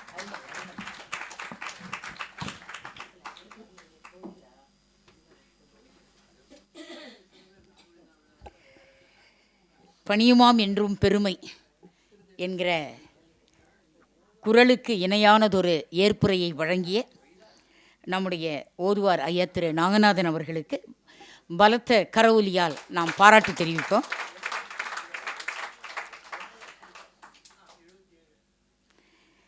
நாம் இப்பொழுது விழாவின் முக்கிய கட்டத்திற்கு வந்திருக்கிறோம். இன்றைய சிறப்பு பேச்சாளர் வணக்கத்துக்குரிய பேராசிரியர் டாக்டர் டி.எஸ். பிரேமா அவர்களுடைய வாழ்க்கை குறிப்பு உழைப்பினால் கட்டப்பட்டது என்று சொன்னால் இது உண்மை, வெறும் புகழ்ச்சி இல்லை. இவர்கள் ஒரு மிகச்சிறந்த கணித வல்லுனர், பிஎஸ்சி மேத்தமெட்டிக்ஸ், அதன் பிறகு MA economics, MPhil economics, PhD economics, பிறதுறை சார்ந்தவர்களால் தமிழனை பத்திரமாக இருக்கிறாள் என்பதற்கு இன்றும் ஒரு சான்று இல்லைங்களா? ஆக இப்படிப்பட்ட பட்டத்தை பெற்ற இந்த பெண்மணி 9 ஆண்டுகள் அண்ணா நகரில் உள்ள ஆதர்ஷ் மகளிர் கல்லூரியில் பணியாற்றினார். அதன் பிறகு 27 ஆண்டுகள் அரும்பாக்கத்தில் உள்ள டிஜி வைணவ கல்லூரியில் எக்கனாமிக்ஸ் பேராசிரியர், பொருளாதார பேராசிரியராக பணியாற்றி எல்லா துறையிலும், அந்த கல்லூரியில் எல்லா துறையிலும், எந்த துறை சார்ந்தவர்களுக்கும் பேராசிரியர் பிரேமா என்று சொன்னால் ஒரு மிகச்சிறந்த எக்கனாமிக்ஸ் ப்ரொஃபஸர் அப்படின்றத விட ஒரு மிகச்சிறந்த பேச்சாளர் என்று எல்லாரும் மகிழக்கூடிய ஒரு பெண்மணி. இவருடைய வழிகாட்டுதலில் பொருளாதாரத்துறையில் டிபார்ட்மெண்ட் ஆஃப் எக்கனாமிக்ஸில் 6 பேர் பிஹெச்டி பெற்றிருக்கிறார்கள். அதன் பிறகு 49 பேர் எம்ஃபில் டிகிரி பெற்றிருக்கிறார்கள். எப்போ பிரமா வீட்டில் இருந்தீங்க என்று எண்ணி பார்க்கக்கூடிய வகையிலே அவருடைய பணி. அவங்க கல்லூரியில் என்னென்ன பெரிய பொறுப்பு, கல்லூரி முதல்வர் தவிர அடுத்து என்னென்ன பெரிய பொறுப்புகள் இருக்கிறதோ அத்தனை பொறுப்புகளிலும் கண்ட்ரோலர் ஆஃப் எக்ஸாமினராக, டீன் ஆஃப் ஸ்டூடெண்ட்டாக, வைஸ் பிரின்சிபலாக, எக்கனாமிக்ஸ் டிபார்ட்மெண்ட் ஹெச்ஓடியாக எல்லாத்துலேயும் அவர்கள் பணியாற்றி இருக்கிறார்கள். அப்படிப்பட்ட ஒரு மிகப்பெரிய பணி. கொரோனா தொற்று பரவிய போது முதலில் ஆன்லைன் பருவத் தேர்வுகள் நடத்திய ஒரு தலைமை கண்காணிப்பாளர் என்ற பல்கலைக்கழகம், சென்னை பல்கலைக்கழகமே வியந்து போன ஒரு டிபார்ட்மெண்ட் பேராசிரியராக பணியாற்றினார்கள். 8 ஆண்டுகள் இவருடைய தலைமை பொறுப்பிலே அந்த கல்லூரி மிகப்பெரிய வெற்றியை அடைந்தது என்று சொன்னால் அது பாராட்டுக்குரிய ஒன்று. 40 ஆண்டுகள் மேடை பேச்சு, பெற்ற பரிசுகள் 1000க்கும் மேல், 3 தமிழக முதல்வரிடத்திலும் சிறந்த பேச்சாளர் என்ற விருதினை பெற்ற பெண்மணி. சென்னை கம்பன் கழகம், கிருஷ்ணா ஸ்வீட்ஸ், பாரதிய வித்யாபவன் போன்ற மேடைகள் அவருக்கு தாய் வீடு போல் அடிக்கடி வந்து போவார். அப்படிப்பட்ட ஒரு இனிய பெண்மணி. தமிழகத்தின் முதுபெரும் மற்றும் முன்னணி பேச்சாளர்களோடு அவர் பேசிய சூழல்கள் நிறைய அதிகம். கண்ணதாசன், வாலி, வைரமுத்து போன்ற கவிஞருடன் அவர் நெருங்கி பழகக்கூடிய ஒரு நட்பு காரணமாக அவர்களை பற்றி ஆய்வுகளை எல்லாம் தொலைக்காட்சியில் தோறும் கொடுத்திருக்கிறார்கள். சன் தொலைக்காட்சியில் விசுவின் அரட்டை அரங்கம், ஆலய வழிபாட்டு வர்ணனை, கல்யாண மாலை பட்டிமன்றம், விஜய் தொலைக்காட்சியில் கோவிலும் பரிகாரமும், பல்வேறு வகைப்பட்ட பக்தி பட்டிமன்றங்கள், பக்தி திருவிழாக்கள், ஜெயா தொலைக்காட்சி, ராஜ் தொலைக்காட்சி, புதுயுகம் தொலைக்காட்சி, இன்னும் அவர் செல்லாத தொலைக்காட்சி இன்னும் திறக்கவில்லை என்று சொல்லலாம். அப்படி எல்லா தொலைக்காட்சிகளிலும் ஒரு மாபெரும் பேராசிரியராக பணியாற்றியிருக்கிறார்கள். இவருடைய இந்த தன்விவர குறிப்பில் என் நெஞ்சம் கவர்ந்த ஒரு செய்தி, 2015 சென்னை மாநகர் வெள்ளத்தில் தவித்த போது அவருடைய கல்லூரி என்எஸ்எஸ் ஸ்டூடெண்ட்ஸ் அவர்களை வச்சு கிராமங்கள் தோறும் சென்று, வீதிகள் தோறும் சென்று வெள்ளத்தில் பாதிக்கப்பட்டவர்களுக்கு அன்றாட உணவை கொண்டு போய் அவர் இருக்கும் இருப்பிடத்திலேயே கொடுத்தவர். இந்த கைத்தறி நூல் நெசவாளர்கள் வாழ்க்கையில் பட்ட துன்பங்களெல்லாம் பார்த்து அவர்களுக்கு போய் நேரடியாக அந்த நெசவாளர்கள் வாழுகிற இல்லங்களில் சென்று பணி செய்த பெருந்தகை. கைத்தறிக்கு கை கொடுப்போம், அதற்கு இந்த பெண்மணியை தொடர்பு கொள்வோம் என்று ஒரு பெரிய பட்டத்தை சென்னை பல்கலைக்கழக வைஸ் சான்சலர் ஐயா திருவாசகம் அவர்கள் பல்கலைக்கழகத்தில் நேராக அழைத்து இந்த பெருமைக்குரிய விழாவை நடத்தினார்கள். அந்த விழாவில் நான் அங்கு இருந்தேன். தமிழ்வளர்ச்சி கழகத்தின் இயக்குநராக நான் அங்கு இருந்தேன். அந்த பணியை பார்த்தபோது ஒரு பல்கலைக்கழக வைஸ் சான்சலர் நேரடியாக ஒரு கல்லூரி பேராசிரியர் தொடர்பு கொண்டு அழைத்து கைத்தறிக்கு கை கொடுப்போம், அதற்கு பேராசிரியர் பிரேமாவை அழைப்போம் என்று சொல்லி நெசவாளர்களின் வாழ்வாதாரத்திற்கு வழிவகை செய்த பெண்மணி என்று பாராட்டி மகிழ்ந்திருக்கிறார்கள். அதுதான் நான் சொன்னேன், அக்கா வாசுகி அக்காவை அழைக்கிற போது சொன்னேன், இவரும் ஒரு வகையில் பெண் திருநாவுக்கரசு உழவார பணிக்கு என்று சொன்னேன். அதுபோல் பிரேமா அவர்களும் ஒரு உழவார பணியிலே பல்கலைக்கழகம் பாராட்டுகிற விருதினை பெற்றவர்கள். தமிழகத்தின் அந்த பட்டியல் படிக்கல, தமிழகத்தின் தலை சிறந்த அனைத்து இலக்கிய அமைப்புகள், சமூக அமைப்புகள், எழுத்தாளர் அமைப்புகள் என்ற அத்துணை அமைப்புகளிலும் ஒரு ரோட்டரி அவார்டு விடுவதில்லை. அத்தனை அவார்டையும் பெற்ற ஒரு பெண்மணி. கொஞ்சம் விட்டு வைங்கங்க, இன்னொரு பிரேமா வாங்க வேண்டாமான்னு கூட ஒரு நாள் ஃபோனில் கேட்டேன் இல்லைங்களா, பெற வேண்டாமா என்று சொன்னேன். எனக்கு தெரியாத உலகு, அவர்களே என்னை அழைக்கிறார்கள் என்று சொன்னார்கள். இதுதான் விருது பெற்றது, விருது வாங்குவதல்ல, விருது பெற்றது இல்லைங்களா, அழைக்கிறார்கள். இதுவரை இலக்கிய, ஆன்மீக மற்றும் பொருளியல் கருத்தரங்குகளுக்காக சென்ற நாடுகள் Durban, Abu Dhabi, Ilangai, Dubai, Bangkok, Thailand, Kuala Lumpur, Indonesia போன்ற நாடுகளில் சென்று பல்வேறு வகைப்பட்ட கருத்தரங்கில் பங்கு கொண்டிருக்கிறார்கள். துபாய் தமிழ்ச்சங்கம் இவரை பன்முறை அழைத்து பெருமை சேர்த்திருக்கிறது. இத்தகைய இலக்கிய நாவரசி அவர்கள் இன்றைக்கு நம்முடைய வணக்கத்திற்குரிய கிருஷ்ணா ஸ்வீட்ஸ் நிகழ்விலும், பாரதி வித்யாபவன் நிகழ்விலும், உறவு சுரங்கம் நிகழ்விலும் இன்றைக்கு கண்ணப்ப நாயனார் புராணம் குறித்து உரையாற்றி இருப்பது நம் செவிகள் கௌரவிக்கப்படுகிற நேரம் இது என்று சொல்லி, வணக்கத்திற்குரிய பேராசிரியர் TS பிரேமா அவர்களுக்கு பொன்னாடை அணிவித்து பெருமை செய்யும்படி இன்றைய விழா தலைவர் வணக்கத்திற்குரிய கலைமாமணி திருமதி வாசுகி கண்ணப்பன் அவர்களை அன்புடன் கேட்டுக்கொள்கிறோம்.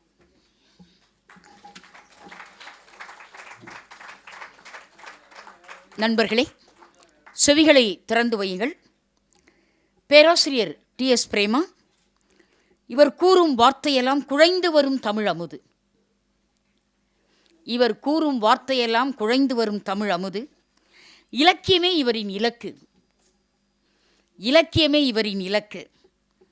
சிந்தனையின் அணுவிலெல்லாம் சேக்கிழாரின் அமுத தமிழ் வாசம். சிந்தனையின் அணுவிலெல்லாம் சேக்கிழாரின் தமிழ் வாசம், சேக்கிழாரின் அமுத தமிழ் வாசம். கற்கண்டு தமிழாய் சுவைக்கும் இவரின் சகவாசம். கற்கண்டு தமிழாய் சுவைக்கும் இவரின் சகவாசம்.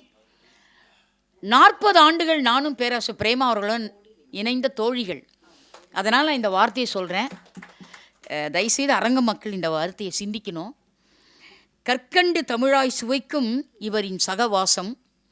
காரணம், இவர் உள்ளத்தில் எப்பொழுதும் இருப்பது தமிழ் வாசம். பணி வேறு துறை என்றாலும், பணி வேறு துறை எக்கனாமிக்ஸ், பணி வேறு துறை என்றாலும் வேர் இவருக்கு தமிழ்தான், வேர் இவருக்கு தமிழ்தான். இத்தகைய பெண்ணுறுத்தி பிறந்த இல்லம் 7 பிறவிக்கும் இன்பம் நல்கும், முக்தியெல்லாம் வேறெங்கும் இல்லை இல்லை, இந்த முழுமதியால் இருக்குமிடம் வந்து சேரும் என்று சொல்லுகிற வகையிலே பேராசிரியர் பிரேமா அவர்கள் கண்ணப்ப நாயனாரை நமக்கு காட்ட இருக்கிறார்கள். செவிகளை திறந்து வையுங்கள், உள்ளத்தை திறந்து வையுங்கள். கண்ணப்பனாரின் அன்பில் நாம் கரைந்து போகலாம். வாருங்கள் பேராசிரியர் பிரேமா அவர்களே. இப்பொழுது அவர்கள் ஆற்றக்கூடிய பணி முதல்வர் தூய தாமஸ் கலை மற்றும் அறிவியல் கல்லூரி கோயம்பேடியில் இருக்கிறது. அதில் கல்லூரி முதல்வராக பணியாற்றுகிறார்கள். அவங்க முத்தமிழ் மன்றத்திற்கு நான் ஒரு மாதம் பேச சென்றிருந்தேன். வணக்கத்திற்குரிய பேராசிரியர் டாக்டர் சாரதா நம்பி ஆரூர் அவர்களும் சிறப்பு விருந்தினராக சென்று உரை கொடுத்திருக்கிறார்கள். எக்கனாமிக்ஸ் பேராசிரியர் தமிழ் சிந்தனையோடு இருக்கிறாரா, அது தமிழ் சிந்தனை உடையவர் எக்கனாமிக்ஸ் படித்தாரா என்று யோசிக்க முடியாத வகையிலே அந்த கல்லூரி வளாகம். நாங்கள் ஏன்னா 100-200 கல்லூரியில் பேசியிருக்கோம். ஆனால் தூய தாமஸ் கலை அறிவியல் கல்லூரியினுடைய ஆடிட்டோரியம் இருக்குது பார்த்தீங்களா, 3000 பேர் உட்காரக்கூடிய ஒரு ஆடிட்டோரியம். அந்த ஆடிட்டோரியத்தில் அந்த மேடையில் பிரின்ஸ்பலாக பேராசிரியர் பிரேமா அவர்கள் உட்கார்ந்துருந்த காட்சி எப்படி இருந்தது தெரியுங்களா? அதாவது தமிழ்த்தாயே முதல்வராக வந்து அமர்ந்தது போல் இருந்தது. அப்படிப்பட்ட ஒரு அரிய காட்சி. அவர்கள் இப்பொழுது முதல்வராக இருந்து கல்லூரியிலிருந்து நேராக நம்ம நிகழ்ச்சிக்கு வந்தாங்க. அப்படிப்பட்ட ஒரு பொறுப்பும் தொண்டும் தமிழால் அவர் பெற்ற வரம். அவர் இப்பொழுது உரையாற்ற இருக்கிறார். தேங்க்யூ.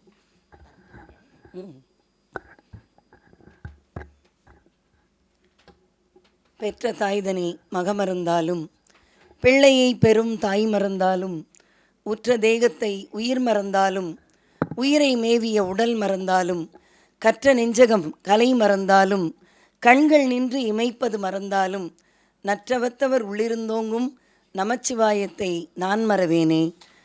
நமச்சிவாய வாழ்க, நாதன் தாழ் வாழ்க, இமைப்பொழுதும் என்னெஞ்சில் நீங்காதான் தாழ் வாழ்க. உலகெல்லாம் உணர்ந்து ஓதற்கரியவன், நில உலாவிய நீர்மலி வேணியன், அலகில் சோதியன் அம்பலத்தாடுவான், மலர் சிலம்படி வாழ்த்தி வணங்குவாம். பேரன்பிற்கும் பெருமதிப்பிற்கும் உரிய இந்த இனிய விழாவை நடத்தி மகிழ்கின்ற ஸ்ரீ கிருஷ்ணா ஸ்வீட்ஸ் முரளி அவர்களுக்கும் கலைமாமணி முரளி அவர்களுக்கும் இந்த இனிய அரங்கை நமக்கு அளித்து நம்மையெல்லாம் ஒருங்கிணைத்து கொண்டிருக்கக்கூடிய பாரதி வித்யாபவனின் அருமை சகோதரர் பெரியவர் கலைமாமணி ராமசாமி அவர்களுக்கும் உறவு சுரங்கத்தில் உண்மையான உறவை வளர்த்து கொண்டிருக்கக்கூடிய எனதருமை தோழி அருமை சகோதரி உலகநாயகி பழனி அவர்களுக்கும் இங்கே நம்மையெல்லாம் ஆற்றுப்படுத்தி எங்களுக்கெல்லாம் என்றைக்கு எங்கே போனாலுமே நம்முடைய 63 நாயன்மார்களில் திருநாவுக்கரசருக்கு திலகவதியார் இருந்தாரோ இல்லையோ தெரியாது, எங்களுக்கெல்லாம் திலகவதியாரை போல அமர்ந்திருக்கக்கூடிய எங்கள் அருமை சகோதரி சாரதா அக்கா அவர்கள், நாங்கள் சாரதா அக்கான்னு தான் கூப்பிடுவோம், என்றைக்கும் இளமை மாறாமல். அதுக்கு காரணம் அவர் படித்த தமிழ், அவர் வளர்க்கும் சைவம் திருமுறைகள். அவருக்கும் கலைமாமணி மாநில மேனாள் மகளிர் ஆணையத்தின் தலைவர், எத்தனையோ சொல்லிக்கொண்டே போகலாம். அவரை பார்த்து அவர் கரம் பிடித்து விரல் பிடித்து வளர்ந்தவர்கள் நாங்கள் எல்லாம். அப்படிப்பட்டவர். அதே போல் அதாவது இங்கே நான் பேசுகிறதுக்கு முன்னால் எனக்கு பேசணுமானே தோணி போச்சு. ஏன்னா அவர் ரொம்ப அழகாக பாடுறாரு. அவருடைய வயசு 76 74. ஏன்னா அவர் 1949ன்னாங்க. அப்போ நான் யோசித்தேன், எனக்கு அவருக்கும் 14 வயசு வித்தியாசம்னு. அதனால் கணக்கு பண்ணேன், வேறு ஒன்றும் இல்லை. கணக்கு வாத்தியார்ல சொல்லிட்டாங்கல்ல உலகா. என்ன ஒரு வாய்ஸ், என்ன ஒரு வாய்ஸ், வாய்ஸ் ஆஃப் ரான்ற மாதிரி ராக்கிங் வாய்ஸ். நாகநாதன் தெய்வத்தமிழ் விருது. நான் இந்த நாகநாதன் என்ற பெயரை திருவாரூர் போன போது நாகநாத சுவாமிகள் அந்த ஆலயத்தை பார்த்தேன். குளம் இருக்குது, குளத்துக்கு நடுவில் சிவலிங்கம், அந்த சிவலிங்கத்துக்கு பேர் நாகநாத சுவாமிகள். கரெக்டாக 12 மணிக்கு ஒரு பாம்பு, எப்படி நாம் பேச போகிறது இப்போ கண்ணப்ப நாயனாரை பற்றி, வாயில் தண்ணீரை எடுத்து சிவனுக்கு அபிஷேகம் செய்தவர். அதை போல் ஒரு பாம்பு வாயில் நீரை எடுத்து சிவனுக்கு தலையில் கொட்டி அபிஷேகம் செய்த ஊர். ஒரு ஊருக்கு போனாலும் பேசுவதற்கு போனாலும் எங்கே போனாலுமே அந்த கோயிலுக்கு போயிடுவேன். அந்த கோவிலுக்கு சென்ற பலன் இன்றைக்கு அந்த நாகநாத சுவாமியை பார்த்தது, இன்றைக்கு இந்த நாகநாத சுவாமியை கேட்ட பலன் எனக்கு கிடைத்தது. கற்றலிற் கேட்டலே நன்று, அவ்வளோ அழகாக பாடினார். எனக்கு பொதுவாகவே இந்த கோவில்களுக்கெல்லாம் போனால், கபாலீஸ்வரர் கோவிலுக்கு போனால் ஓரமாக ஒதுங்கிடுவேன். ஏன்னா நம்ம போய் கடவுள்கிட்ட, கடவுளே எனக்கு நிறைய சொத்து கொடு, எனக்கு இன்கம் டேக்ஸ் வரக்கூடாது, ஏன்னா எல்லாம் இப்போ டேக்ஸ் மாதம் இல்லை, இன்கம் டேக்ஸ் வரக்கூடாது, நான் என்னுடைய மகளுக்கு நிறைய சொத்து சேர்த்து வைக்கணும், நகை சேர்த்து வைக்கணும், இதெல்லாம் என்றைக்குமே கேட்டதில்லை. ஏன்னா அதை கேட்க சொல்லி எங்கள் அம்மா எனக்கு சொல்லி கொடுத்ததில்லை. எங்கள் அம்மா வறுமையிலையும் செம்மையாக வாழ்ந்த ஒரு பெண்மணி. என் தந்தையார் அன்பிற்சிறந்தவர், என் தாயார் அறிவிற்சிறந்தவர். அன்பும் அறிவும் சேரும், உலகாக்கு தெரியும், அக்காக்கெல்லாம் தெரியும். அப்படிப்பட்ட ஒரு குடும்பத்தில் பிறந்து என்னுடைய அம்மா இன்றைக்கு இங்கே நின்று கொண்டிருக்கிறேன் உங்கள் முன்னால் என்று சொன்னால், என் படிப்பு, என் வாழ்க்கை, ஏன்னா வாழ்க்கையில் சோதனையை தவிர எதையுமே சந்தித்ததில்லை. ஆனால் அந்த சோதனையை தாண்டி சாதனை படைக்க வேண்டும் என்று சொல்லிக் கொடுத்தது என்னுடைய தாய். அந்த தாய் தந்த ஊக்கத்தினால் இன்றைக்கு உங்கள் முன்னால் நின்று கொண்டிருக்கிறேன். நான் நல்லது செய்தாலும் அல்லது பேசுவதில் நல்ல நயம் தெரிந்தாலும் அந்த தாய்க்கு அந்த புகழ் சென்று சேரும். அதற்கு உறுதுணையாக என்னை பட்டிமன்றங்களுக்கெல்லாம், சென்னை கம்மன் கழகத்திற்கெல்லாம் ஊர் ஊராக கைப்பிடித்து அழைத்து சென்றவர் என்னுடைய தந்தை, என்னுடைய தந்தையும் என்னுடைய சகோதரனும். அப்படிப்பட்ட ஒரு நல்ல குடும்பத்தில் நல்ல தமிழ் கற்றவள். இன்றைக்கு இவருடைய பாடலை கேட்டு மெய்சிலிர்த்து போனேன். அடுத்தது வாசுகி கண்ணப்பன் வந்தாங்க. அந்த கண்ணப்பனை பற்றி பேசும்பொழுது இந்த கண்ணப்பன் மனைவி அவர் எல்லாத்தையும் 9ஆ சொல்கிறாங்க. நான் நினச்சேன், பரவாயில்ல, நம்ம இன்றைக்கி 9வது நாயனாரை பற்றி பேசுகிறோம். என் மனதிற்கு பிடித்த நாயனார். காரணம், என் பெயரே உங்களுக்கு அதை சொல்லி கொடுக்கும். கண்ணப்பனுக்கு தெரிஞ்சதெல்லாம் அன்பு தான், பிரேமானா அன்பு தான். அப்போ பிரேமாவை தவிர இந்த தலைப்பை பேசுவதற்கு பொருத்தமாக யாருமே இருக்க முடியாது. அவ்வளவுதான். கண்ணப்ப நாயனார் அவரை பற்றி சொல்கிறதுக்கு என்னங்க இருக்குது? என்ன அழகாக அறிமுகம் செஞ்சு வச்சாங்க உலகநாயகி. இங்கே முன்வரிசையில் உட்காந்துருக்கீங்க இதே கீதம் ராமானுஜம் அன்பு சகோதரியார் பிரேமா அவர்கள், நம்முடைய அந்த ஹாஸ்பிட்டாலிட்டி குரூப்லேருந்து வந்தவர் அக்கா தியாகராஜன் சார், கோடிலிங்கம் ஐயா, வைத்தியலிங்கம் கோடிலிங்கத்தை நாங்கள் ஒரு 30 வருஷங்களாக காதில் கேட்டுட்ருக்கோம். இணைந்து வள்ளலார் காந்தி விழாலேருந்து பாடிட்டு வருவாங்க. என்னுடைய அன்பு சகோதரர் பாலசீனிவாசன், அனைத்து பெருமக்களும் வந்திருக்கீங்க. ஒவ்வொருத்தராக எனக்கு பேர் சொல்ல முடியல. பேர் விட்டு போனதுனால நீங்கள்லாம் உங்களை எனக்கு தெரியாதுன்னு இல்லை. நீங்கள் எல்லாருமே ஒவ்வொருவரும் எனக்கு முக்கியமானவர்கள். காரணம், நாம் அன்பால் பிணைந்தவர்கள், அன்பால் இணைந்தவர்கள். அந்த இணைப்பை நமக்கு இங்கே உருவாக்கி கொடுத்தது ஸ்ரீ கிருஷ்ணா ஸ்வீட்ஸ், பாரதி வித்யாபவன், உறவு சுரங்கம். நம்ம முக்கூடர் பள்ளு அப்படின்னு சொல்லுவோம், திரிவேணி சங்கமம் என்று சொல்லுவோம். அந்த திரிவேணி சங்கமத்தில் இங்கே ஒவ்வொரு நாளும் மலர்ந்து கொண்டே இருக்கிறது. இதில் இன்னொரு பொருத்தம் என்னென்னா, தமிழ் 36, அதை கூட்டினாலும் 9 வரும். இங்கே தமிழ் 63, இதுக்கு முன்னால் சீரீஸ் தமிழ் 36, அதில் நான் தமிழ் 36 விருது வாங்கினேன். தமிழ் 63ல் பேச வந்திருக்கேன். எப்பேற்பட்ட ஒரு பொருத்தம், எனக்கும் உனக்கும் இசைந்த பொருத்தம். இந்த பொருத்தமோ இது பல பேருக்கு வருத்தமோ என்று சொல்லக்கூடிய அளவிற்கு இந்த அருமையானதொரு நிகழ்வு நல்லபடியாக நடந்து கொண்டிருக்கிறது. கண்ணப்பனை நினச்சாலே நம்மளுக்கு நிஜமாவே வள்ளுவர் எழுதினார்ல, அன்பிற்கும் உண்டோ அடைக்கும் தாழ், ஆர்வலர் புன்கணீர் பூசல் தரும். சம்பந்தப்பட்டவர்களிடத்தில் வருவது மட்டும் அன்பல்ல, சம்பந்தப்படாதவர்களிடத்தில் வருகின்ற பொழுது அதற்காக ஓடி பதைக்கிறோமே, அதுதான் உண்மையான அன்பு. அந்த அன்பை காட்டியவன் கண்ணப்பன். கண்ணப்பனோட பிறந்த ஊர் என்ன? உடுப்பூர். தாய் தந்தை பெயர் தத்தை, அவருடைய தந்தை பெயர் நாகன். கண்ணப்பனுக்கு ஒரிஜினல் பேர் என்னென்னா திண்ணப்பன் தான், கண்ணப்பன் கிடையாது. 63 நாயன்மார்களில் 2 பேருக்கு கிடைத்த மிகப்பெரிய பேர் சிவனே இறங்கி வந்து சொன்னது. அக்கா அழகாக சொல்லுவாங்க, ஒரு ஆண் நாயனார், ஒரு ஆண் நாயன்மார் திண்ணப்பனாக இருந்து கண்ணப்பராக மாறியவர்.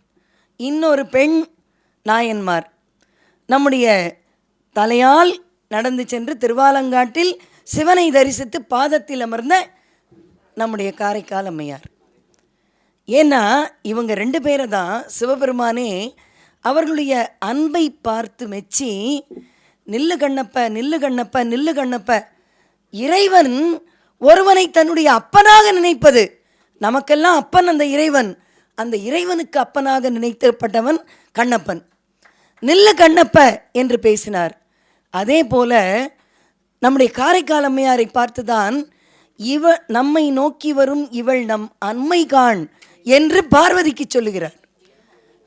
நம்மை பேணும் அம்மை காண்.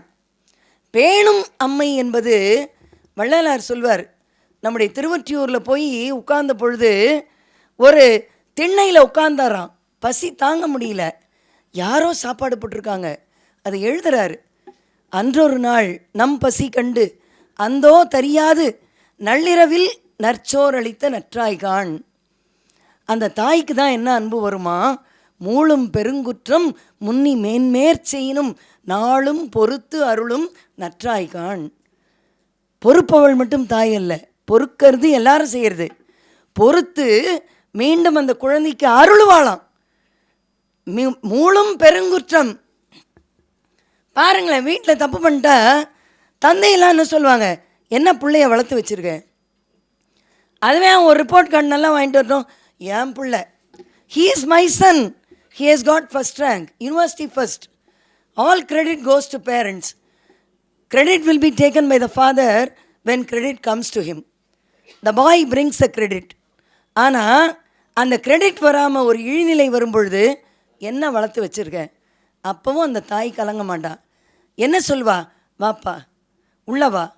அதை பொறுத்து கொள்வது மட்டுமல்ல, மறுபடியும் அவன் வளரணும். ஏன்னா நம்ம வயிற்றில் பிறந்துட்டான்.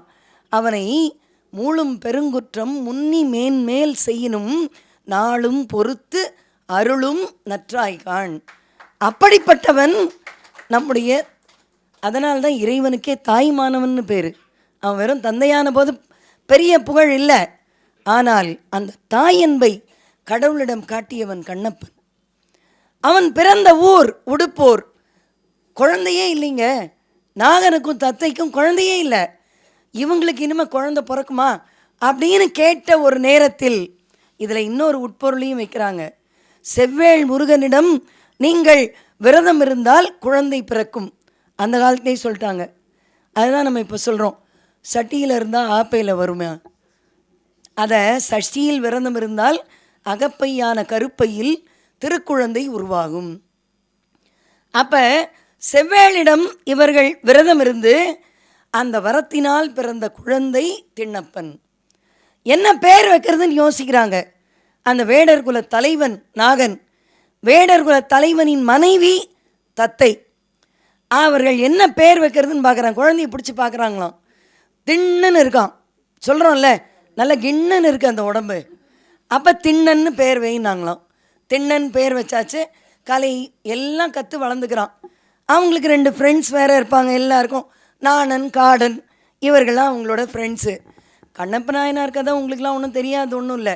நான் இங்கே வந்தது கொல்லம் பட்டறையில் ஊசி விற்க கதை தான், இல்லை நம்முடைய பூக்கடைக்கு விளம்பரம் தேடுற கதை. இருந்தாலும் கண்ணப்பனை பேசுவதில் எனக்கு ஒரு பெரிய மகிழ்ச்சி. கண்ணப்பன் ஒப்பதோர் அன்பின்மை கண்டபின். கண்ணப்பனை போல அன்பு எனக்கு இல்லை என்று தெரிந்த பிறகும் இறைவா நீ எனக்கு அருளுகின்றாய் என்று யார் சொல்லுகிறார்கள்? மணிவாசக பெருமான். அப்போ அந்த கண்ணப்ப நாயனாருக்கு எப்படி அந்த அன்பு வந்தது? பூர்வ ஜென்ம வாசனை இருக்கணுங்க. பக்தி செய்யறதுக்கும் தொண்டு செய்யறதுக்கும் சொன்னாங்கல்ல, படித்தாங்களே உலகநாயகி, இவர்கள் அவ்வளவு சேவை செய்திருக்கிறார்கள், இவ்வளோ பண்ணியிருக்காங்க. இதையெல்லாம் செய்வதற்கு கூட ஒரு கொடுப்பனை வேணும். அந்த கொடுப்பனை அதனால்தான் சொன்னாங்க, அவன் அருளாலே அவன் தாழ் வணங்கி.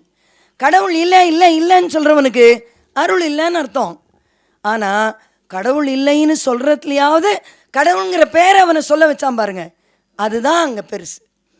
சரியா?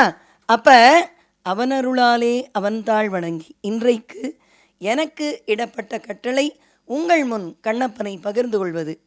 அந்த சின்ன பையன் 2 ஃப்ரெண்ட்ஸோடு போய் வேட்டையாடுறது, எல்லா கலைகளும் வில் வித்தை எல்லாம் தேர்ச்சி. வயசாகி போச்சு அப்பாவுக்கு, நாகனுக்கு வயசாகி போச்சு.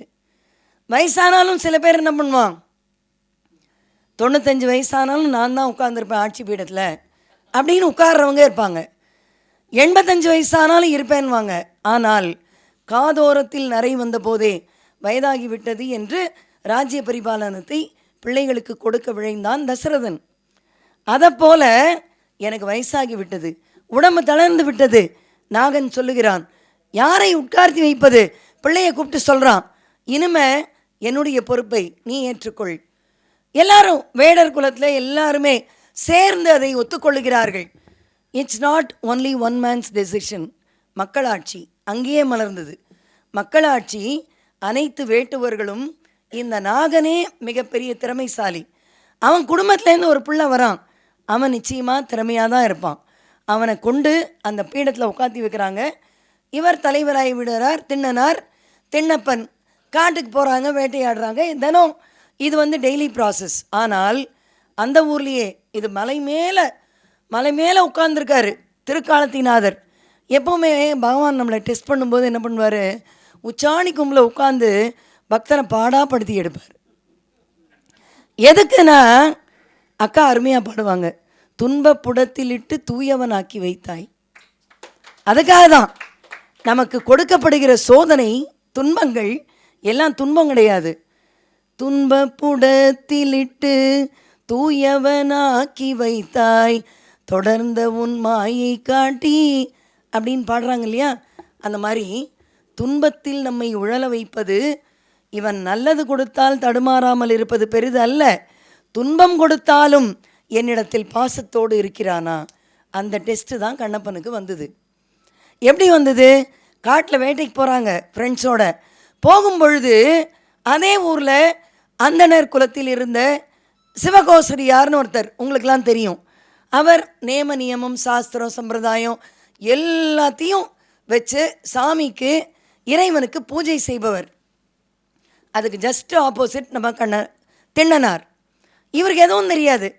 சொன்னாங்கல்ல, வாசுகி அம்மா சொன்னாங்கல்ல, இந்த விழாவுக்கு தலைமை தாங்குவதில் எனக்கு பொருத்தம் இருக்கோ இல்லையோ, எனக்கும் என்னுடைய கணவருக்கும் ஜாதி மதம் கிடையாது, எதுவும் கிடையாது, நாங்கள் சாஸ்திர சம்பிரதாயம் பார்க்க மாட்டோம். அந்த மாதிரி நம்ம கண்ணப்பர்.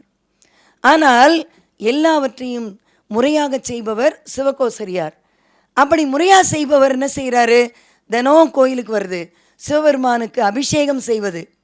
அவரை பொறுத்தவரையிலும் நீர் விட்டு இறைவனை தூய்மை செய்தால் அது அபிஷேகம். இறைவனுக்கு கொண்டு வந்த சாதத்தை வைத்தால் வரும்போது சாதம், வெளியில் போகும்போது பிரசாதம். ஏன்னா சாமிக்கு படைச்சாச்சு, இறைவனுக்கு கொடுத்த பின் அது பிரசாதம். வரும்போது வெறும் மலர், திரும்பி போகும் பொழுது அது பூஜனை மலர். அதே போல் அவர் செய்து கொண்டு வருகிறார். அப்போ ஒரு நாள் இதே மாதிரி இருக்கிறவங்க ஃப்ரெண்ட்ஸோடு போய் காட்டில் வேட்டையாடுறார். வேட்டையாடுகின்ற பொழுது என்ன ஆகுறது, திடீர்னு அவருக்கு ஒரு ஆசை வருது. ஒரு பன்றி இறைச்சியை நண்பன் எடுக்கிறான், நாணனும் காடனும். எடுக்கும் பொழுது இந்த பன்றி இறைச்சி எனக்கு சுட்டுக்கூட, நான் சாப்பிட்றேனே அப்படின்னு கேட்குறான். உடனே என்ன சொல்கிறார் இவர் திண்ணனார், நீங்கள் அந்த நெருப்பு மூட்டு அடுப்பில் நான் வந்து அதை சுட்டுத்தரேன். ஏன்னா அவருக்கு சுடுறதுல பக்குவம் தெரியும். நான் சுட்டுத்தரேன், அதுக்குள்ளே அங்கே ஒரு மலை தெரியுது, அது மேலே ஜஸ்ட்டு போய் பார்த்துட்டு வந்துடுறேன். ஏன்னா அவருடைய எய்மெல்லாம் என்னென்னா, அவருடைய நோக்கமெல்லாம் எப்போவுமே ஒரு வாழ்க்கையில் திருப்பு முனைகளை சந்திப்பது, அட்வென்ச்சரஸ். அதனால் என்ன சொல்கிறாரு, மேலே போயிட்டு வரேன். அப்படி மேலே போகும்பொழுது சிவலிங்கத்தை பார்க்குறாரு. சிவலிங்கம் தனியாக இருக்குது. பார்த்த உடனேயே எழுதுகிறார். திருக்காலத்தினாதரை எப்படி பார்க்கிறாராம், பெரிய புராணத்தில் சேக்கிழார் சொல்கிறார், முன்பு செய்தவத்தின் ஈட்டம். இறைவனை பார்க்கறது கூட முன்னால் தவம் செய்திருந்தால் தான் பார்க்க முடியுமா. அழகாக எழுதுகிறார், முன்பு செய்தவத்தின் ஈட்டம் முடிவிலா இன்பமான அன்பினை எடுத்துக்காட்ட அளவிலா ஆர்வம் பொங்கி மண் பெரும் காதல் கூற வள்ளலார் மலையை நோக்கி என்பு நெக்குருகி. அங்கே தான் நம்ம சொன்ன அந்த வள்ளுவரோட பாடல், என்பு நெக்குருகி உள்ளத்து எழு பெரு வேட்கையோடு இவர் போனாராம். அதை தான் எழுதுகிறாங்க. அவன் அருளாலே அவன் தாழ் வணங்கி. அவருக்கு என்ன தோணுதான், இறைவனை முதல் முறையாக பார்க்குற மாதிரி தெரியல. எத்தனையோ ஜென்ம பந்தம், நமக்கு எத்தனையோ பிணைப்பு. சில பேரை பார்த்தா தோணும், எங்களுக்கெல்லாம் அக்காவை பார்த்தோன்னா கம்மன் கழகத்தில் அப்படி தான் தோணுச்சு. எத்தனையோ பிறவிகளில் நாம் இவரோடு இணைந்து தமிழ் பயணம் செய்திருப்போமோன்னு அந்த மாதிரி ஒரு உணர்வு திருக்காலத்தினாதரை பார்த்தவுடன் திண்ணப்பருக்கு தோன்றுகிறது. தோன்றின உடனே என்ன சொல்கிறாரு, மேலே போய் பார்க்குறாரு. பார்த்த உடனே அவருக்கு இந்த பூஜை முறைகள்லாம் தெரியாது. பூ வச்சிருக்கிறது, இறைவனுக்கு படையல் சிவகோசரியார் செய்தது, இதெல்லாம் அவருக்கு தெரியாது.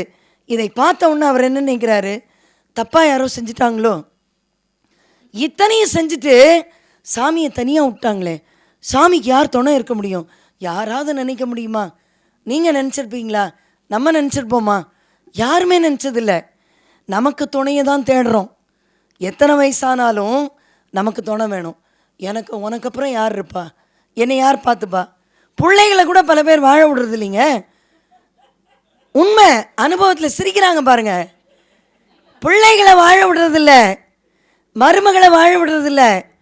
எனக்கு அப்புறம் யார், உனக்கு எதுக்கு யார் வேணும், யாருக்கு அப்புறம் யார் இருக்க முடியும்?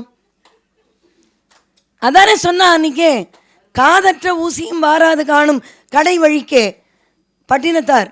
அதுதானே தூக்கி போட்டு பாடினார் கண்ணதாசன். வீடு வரை உறவு, வீதி வரை மனைவி, காடு வரை பிள்ளை, கடைசி வரை யாரோ. அவ்வளோதான். தொட்டிலுக்கு அன்னை, கட்டிலுக்கு கன்னி, பட்டினிக்கு தீனி, கெட்ட பின்பு ஞானி. இதுதான் வாழ்க்கை. ஆனால் என்னவோ கூடவே, ஏங்க கல்யாணம் பண்ணிக்கிறோம், கூடவேவா போகிறோம்? ஒருத்தர் முன்னே ஒருத்தர் பின்ன தானே. அதுதானே மறுபடியும் அவர் எழுதினார். பருவம் வந்தால் அனைவருமே காதல் கொள்வதில்லை, காதல் கொண்ட அனைவருமே மனம் முடிப்பதில்லை, மனம் முடித்த அனைவருமே சேர்ந்து வாழ்வதில்லை, சேர்ந்து வாழும் அனைவருமே சேர்ந்து போவதில்லை. எப்பேற்பட்ட ஒரு தத்துவம் தூக்கி அப்படி அசால்ட்டாக போட்டார் பாருங்க கண்ணதாசன். என்னால் கண்ணதாசனை எடுக்காமல் எங்கேயுமே பேச முடியாது, எங்கேயுமே பேச முடியாது. நான் கண்ணப்பன் ஒப்பதோர் அன்பின்மை கண்ட பின் கூட கண்ணதாசனோட ஒரு பாட்டு மனசுக்குள்ளே ஓடிட்டே இருக்குது. என்ன பாட்டு தெரியுமா? அந்தியில் மயங்கி விடும், மாலையில் தெளிந்து விடும், அன்பு மொழி கேட்டு விட்டால் துன்ப நிலை மாறிவிடும். அதுதான். அப்போ யோசிக்கிறார். நம்ம நினைக்கிறோம் எனக்கு யார் துணை, எனக்கு யார் துணை, யாருமே இல்லைங்க, தனியாக தான் இருக்கோம். இதோ அக்கா உலகு, நம்முடைய அருமை சகோதரியார், ஏன் தனியாக இருக்கோம்னு நினைக்கிறோம்? 2 பேர் என் கூட வாழ்ந்துட்டுருக்காங்க. யார்? தமிழ் ஒன்று, இறைவன். இலக்கியமும் இறைமையும் என்னுடன் வாழ்ந்து கொண்டு இருக்கிறது. நான் ஏன் தனிமையாக இருக்கேன்னு நினைக்கணும்? அப்போ திருக்காலத்தினாதரை பார்த்து திண்ணப்பர் நினைக்கிறாரு, என்ன இது சாமி தனியாக இருக்குது, இவ்வளோலாம் பண்ணிட்டு தனியாக விட்டு போயிட்டாரே, இவருக்கு பசிக்குமே, எதா கொண்டு வருமே. கடவுள் நம் பசியை போக்குறான்னு வள்ளலார் சொல்கிறாரு. அன்றொரு நாள் நம் பசி கண்டு அந்தோ தெரியாது நள்ளிரவில் நற்றோடு அளித்த நற்றாய்கான். ஆனால் சாமிக்கு பசிக்குமேன்னு ஒருத்தன் நினைக்கிறான், அவன் தான் உண்மையான பக்தன். சாமிக்கு பசிக்கும்னு நினைக்கிறவன் தான் உண்மையான பக்தன். யோசிக்கிறார் திண்ணனார், ஐயோ நம்ம போய் பன்றி இறைச்சியை போய் வேக வச்சு எடுத்துன்னு வந்துடலாம் அப்படின்னு இறங்குறாராம். அதை பெரிய புராணத்தில் எழுதுவார் பாருங்கள். சொல்லும் போதே எனக்கு இங்கெல்லாம் சிலிருக்குது. பெரிய புராணத்தில் எழுதுகிறார் சேக்கிழார். ஓடுறாராம். அந்த குடுமிநாதரை பார்த்தவுடன் திண்ணனாருக்கு கைகால் ஓடலை. அவருக்கு சாப்பாடு கொடுக்கணும், ஒரு அம்மா பாசம், தனியாக இருக்காரே அந்த பாசம், சாப்பாடு கொடுக்கணும்னு ஓடுறார். ஐயோ குழந்தைய தனியாக விட்டோமே, இவர் தனியாக இருப்பாரா சாப்பாடு பண்ணி எடுத்துன்னு வர்றவர்களும்? அம்மா யோசிக்கிறார்ல, குழந்தைய தனியாக விட்டுட்டு கிச்சனுக்கு போகமாட்டா, இடுப்பில் இப்படி தூக்கி வச்சுட்டே நாங்கள்லாம் இப்படி தோசை போட்ட காலெல்லாம் உண்டு, சரியா? ஏன்னா குழந்தை அந்த நேரத்தில் ஏதாவது ஆபத்து வாங்கிடுமோ அப்படின்ற ஒரு பயம். அந்த பயத்தில் இந்த இறைவனை தனியாக விட்டால் யாராவது ஏதாவது செய்து விடுவார்களோ, சரி ஆனால் பசிக்குமே, திருப்பி ஓடுறார். ஓடி போகிறார். ஃப்ரெண்ட்ஸ் 2 பேரும் பசியில் இருக்கான். ஏய் வந்துட்டான்டா, தின்ன வந்துட்டான், வா வா வா பன்றி இறைச்சியை சுடு சாப்பிட்லாம். இவர் சொல்லுகிறார், இவருக்கு எதுவுமே காதில் போல. காலத்தினாதர் மட்டும்தான் கண்ணு முன்னால் நிற்கிறார். ஐயோ அவருக்கு சாப்பாடு கொடுக்கணும், நான் பன்றி இறைச்சியை சுட்டு இறைவனுக்கு எடுத்துக்கொண்டு போகிறேன் அப்படின்னு உடனே அவங்க 2 பேர் சொல்லிட்டாங்க, இது ஏற்கனவே பைத்தியம், இப்போ முத்தி போச்சுன்னு. பக்தி முத்தினா பைத்தியம் தாங்க, உண்மைதான். அன்பின் பல பரிமாணங்கள், அன்பு, நேசம், பக்தி, காதல், வாஞ்சை, பாசம் எல்லாம் இருக்குது. இறைவன் மேல் நாம் காட்டுவது வாரம். வாரம் என்பது உயரிய பக்தி. அந்த பக்தி வந்தாச்சு இவர் மனசில். அப்போ என்ன நினைக்கிறாரு? ஐயோ அவருக்கு உண்மை கொடுக்கணும். உடனே அப்போ என்ன நினைக்கிறாரு? இறைவனுக்கு தண்ணி தாகம் எடுக்கும் இல்லையா, தண்ணியை விடணும். பொன்முகலி ஆற்றில் இருக்கக்கூடிய நீரை வாயில் எடுத்துக்கிறாரு. காட்டுப்பூவை எடுத்து கொண்டையில் சொருகிக்கிறாரு. பன்றி இறைச்சியை சுட்டு எடுத்துன்னு ஓடுறாரு. எடுத்துன்னு ஓடி போய் இறைவனில், நீங்கள் பக்திக்குள்ள எந்த விதமான பாகுபாடு சம்பிரதாயம் எதுவும் இல்லைன்னு தூக்கி போட்டு மிதித்து உடைச்சவர் கண்ணப்ப நாயனார்.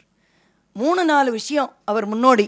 1, பக்தின்னு வந்துட்டா அதுக்கு சம்பிரதாயம் தேவையில்லை, மனமது செம்மையானால் மந்திரங்கள் தேவையில்லை. அதை அதுக்கு உதாரணமாக நிகழ்ந்தவர். அடுத்தபடியாக என்ன சொல்கிறாருன்னா, பக்தின்னு வந்தாச்சுன்னா நீ எதை சுற்றுப்புறத்தை பார்க்க மாட்டோம், அக்கம் பக்கத்தை பார்க்க மாட்டோம். எனக்கு என்னுடைய பக்தி, என்னுடைய இறைவன் குழந்தையாக தெரிகிறான். ஓடு, வாயில் இருக்க தண்ணி எடுத்து சிவலிங்கத்தை தலையில் விடுறாரு. கொண்டையில் வச்ச பூவை எடுத்து அவன் தலையில் வைக்கிறாரு. இறைச்சியை எடுத்து முன்னால் வைக்கிறாரு. வச்சாச்சு, சரி பசி ஆறிட்டார்னு அவர் ஃப்ரெண்ட்ஸோடு வந்தாச்சு. அடுத்த நாள் காலையில் சிவகோசரியார் வரார். சிவகோசரியார் என்னடா இது அபச்சாரம், எப்போவுமே இந்த 2 கான்ஃப்ளிக்ட் நடக்கும்ல, என்ன இது, என்னுடைய தவமெல்லாம் கலைந்தது, அபச்சாரம் அபச்சாரம் அப்படின்னு சொல்லிட்டு இவர் உடனே அந்த இடத்தெல்லாம் க்ளீன் பண்ணி இவர் வழக்கப்படி பண்ணிட்டு போகிறார். மறுபடியும் சாயங்காலம் அவர் பண்ணுறார். வேட்டையாடி இறைச்சி எடுத்துன்னு வச்சுட்டு ஒரு 5 நாள் போகுது.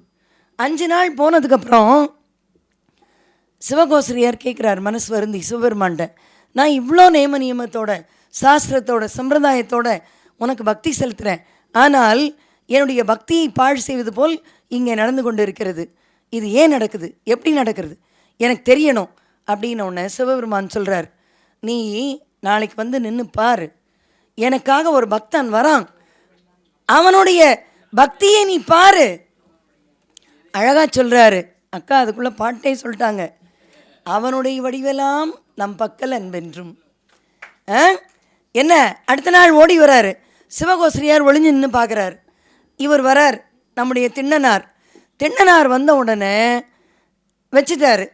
பொன்முகலி ஆற்றில் இருந்த தண்ணியை தலைக்கு விட்டு அபிஷேகம் பண்ணாச்சு, கொண்டையில் இருந்த பூ எடுத்து சொருகியாச்சு, இறைச்சியை வச்சாச்சு. எப்படி இவரோட பக்தியை காட்டுறது? இறைவன் என்ன பண்ணார், வலது கண்லேருந்து கொஞ்சம் ரத்தம் வரவழைக்கிறார். வலது கண்லேருந்து ரத்தம் வந்த உடனே இந்த ரத்தத்தை நாம் போக்க வேண்டும் என்று நினச்சி என்ன பண்ணுறாங்கன்னா ஓடுறாரு. முடியல. நம்முடைய வீட்டில் ஒரு குழந்தைக்கு அடிபட்டதுன்னா ஒரு தாய் உள்ளம் எப்படி பரிதவிக்கும்? குடுகுடுன்னு ஓடுவோம், அந்த குழந்தைக்கு அந்த ரத்தத்தை தொடச்சி விடுவோம், ஒரு கட்டு கட்டுவோம், இருக்கிற மருந்தெல்லாம் எடுத்து போடுவோம். இல்லை பக்தி இருந்ததுன்னா ஒரு விபூதி எடுத்து அந்த இடத்துல தடவி விடுவோம். இதே மனநிலை தான் திண்ணப்பருக்கும். ஓடுறாரு, இங்கே ஓடுறாரு, 4 செடி எடுத்துன்னு வர்றாரு. காடு இல்லையா, செடி எடுத்து வந்து கசக்கி அந்த இலையை அப்பி பார்க்குறாரு. ரத்தம் நிற்கலை. எப்படி நிற்கும்?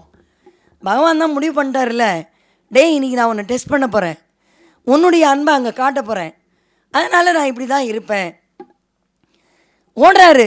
பக்கத்தில் இருக்க செடி, அக்கம் பக்கத்தில் இருக்கிறது 2 துணி, எதுக்கும் நிற்கலை. ரத்தம் கொட்டிகிட்டே இருக்குது. கொட்டும்போது என்ன நினைக்கிறாரு?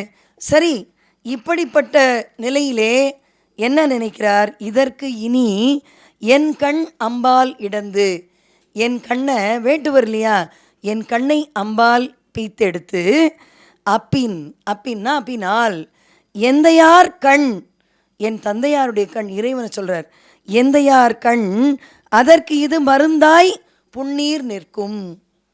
அவர் கண்ணிலிருந்து வழிகின்ற அந்த நீர் வடியும் நிற்கும். அப்போ கண்ணுக்கு கண், ஊனுக்கு ஊன் அப்படின்ற ஒரு தத்துவத்தை கொண்டு வந்து தன்னுடைய கண், அந்த கண்ணை எடுத்து வலது கண் சிவபெருமானுக்கு வழிஞ்சிட்ருக்கு. வலது கண்ணை எடுத்து அங்கே அப்புகிறார். சிவகோசரியார் மறைவில் நின்று பார்க்குறார். அந்தணர் மறைவில் நின்று பார்க்கிறார். அப்பின உடனே என்னாச்சு? அது வரலும் வழிஞ்சு கொட்டிகிட்டு இருந்தா கண்ணீர், அந்த செந்நீர் நிற்குது. நீங்கள் இதில் 2 பார்க்கணும். ஒன்று, இன்றைக்கி நம்ம குருதி கொடை முகாம்ன்றோம், கண்தான முகாம்ன்றோம். ஃபஸ்ட்டு அதை ஆரம்பித்து வச்சது கண்ணப்ப நாயனார் தான். கண்ணை இடந்து அப்புகின்ற பொழுது நம்ம டிரான்ஸ்பிளான்டேஷன் கையில் துட்டு இருக்குது, அப்போலோ அங்கே இங்கேன்னு போய் பண்ணிப்போம். கொஞ்சம் ரத்தமும் தேவைப்படும். கேட்குறோம்ல, சர்ஜரி நடக்க போகுது, பிளட் குரூப் கொடுங்க, that is called blood donation. உறுப்பு தானம், அவனுடைய ஆர்கன் டிரான்ஸ்பிளான்டேஷன். கண்ணை இடந்து அப்பி அங்கே வச்ச உடனே அந்த ரத்தம் நின்று போகிறது. வலது கண். சரி, ஒரு கண்ணு தான் வச்சானா, இவனுக்கு அன்பு இருக்குமா இல்லையா? சிவகோசரியாருக்கு மறுபடியும் சந்தேகம் வரக்கூடாதுல்ல. கடவுளுக்கு சந்தேகம் கிடையாது. கடவுளுக்கு தெரியும், எல்லாமே தெரியும். நம்மை படைத்தவன் அவன், அவனுக்கு தெரியும். அவர் என்ன நினைக்கிறான், இந்த திண்ணப்பரோட பக்தியை நான் அவனுக்கு காட்டணும். யாருக்கு? மறைஞ்சு நின்று பார்க்குற சிவகோசரியாருக்கு. எப்படி காட்டுறது? அடுத்த கண்லேருந்து லீக் ஆகுது பிளட்டு, இடது கண்லேருந்து லீக் ஆகுது. இந்த இடது கண்ணை ஏன் 2வதாக வச்சான்றதுக்கு வேற ஒரு விளக்கமும் சொல்லுவாங்க.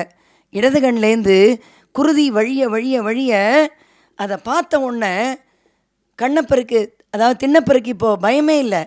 ஆஹா, எனக்கு தான் கையில் ஒரு ஸ்ட்ராட்டஜி இருக்குது, ஊனுக்கு ஊன். ஒரு கண்ணை இடந்து அப்பினேன், நின்றுதில்ல, இப்போ என்கிட்ட இன்னொரு கண் இருக்குது. நம்மளாக இருந்தால் என்ன சொல்லுவோம்? நமக்கு ஒரு கண்ணு போனாலும் அடுத்தவனுக்கு 2 கண்ணு போனோன்னுவோம். ஆனால் கடவுளுக்கு 2வது கண்ணில் ரத்தம் வடிந்த போதும் எனக்கு 2வது கண் இருக்கிறது என்று நினைத்து உறுப்பு தானத்தை தொடங்கினான். பாருங்க, கண்ணப்பன் என்ன நினச்சான்? நம்ம இந்த இடது கண்ணை மறுபடியும் அம்பால எடுத்து கண்ணில் பொருத்துவோம். சரி, பொருத்தலாம். ஆனால் ஒரு கண்ணு ஏற்கனவே பொருத்தியாச்சு. ஸோ இந்த இடம் குழியாயிடுச்சு, ஒன்றுமே தெரியாது. இன்னொரு கண்ணையும் எடுத்துட்டா எதை வச்சு அந்த வடிகிற கண்ணுக்கு தான் போய் பொருத்த முடியும். அதனால் என்ன பண்ணால், பக்தி என்பது எதையும் பார்க்காது. தன்னோட கால் கட்டவரில் தூக்கி கடவுள் கண்ணில் வச்சான் அடையாளத்துக்கு. குருதி வழியும் இடக்கண்ணில் செருப்போடு எடுத்து, நிறைய பேர் அதனால தான் கடவுளுக்கு செருப்பு மாலையெல்லாம் போட்டாங்க பின்னால். இது கூட ஒரு காரணமாக இருக்கலாம். ஆனால் கண்ணப்பன் அன்பால் போட்டான், அவங்க அம்பால் போட்டாங்க. இந்த செருப்போட காலை தூக்கி கடவுள் கண்ணில் வைக்கிறான், இடது கண்ணில் வச்ச உடனே கண்ணை இப்படி அம்பை எடுத்து குத்த போகிறான். உடனே ஒரு அசரீரி வருகிறது, நில்லு கண்ணப்ப, நில்லு கண்ணப்ப, நில்லு கண்ணப்ப. 3 தடவை சொல்லியாச்சு. ஏன் வந்தது?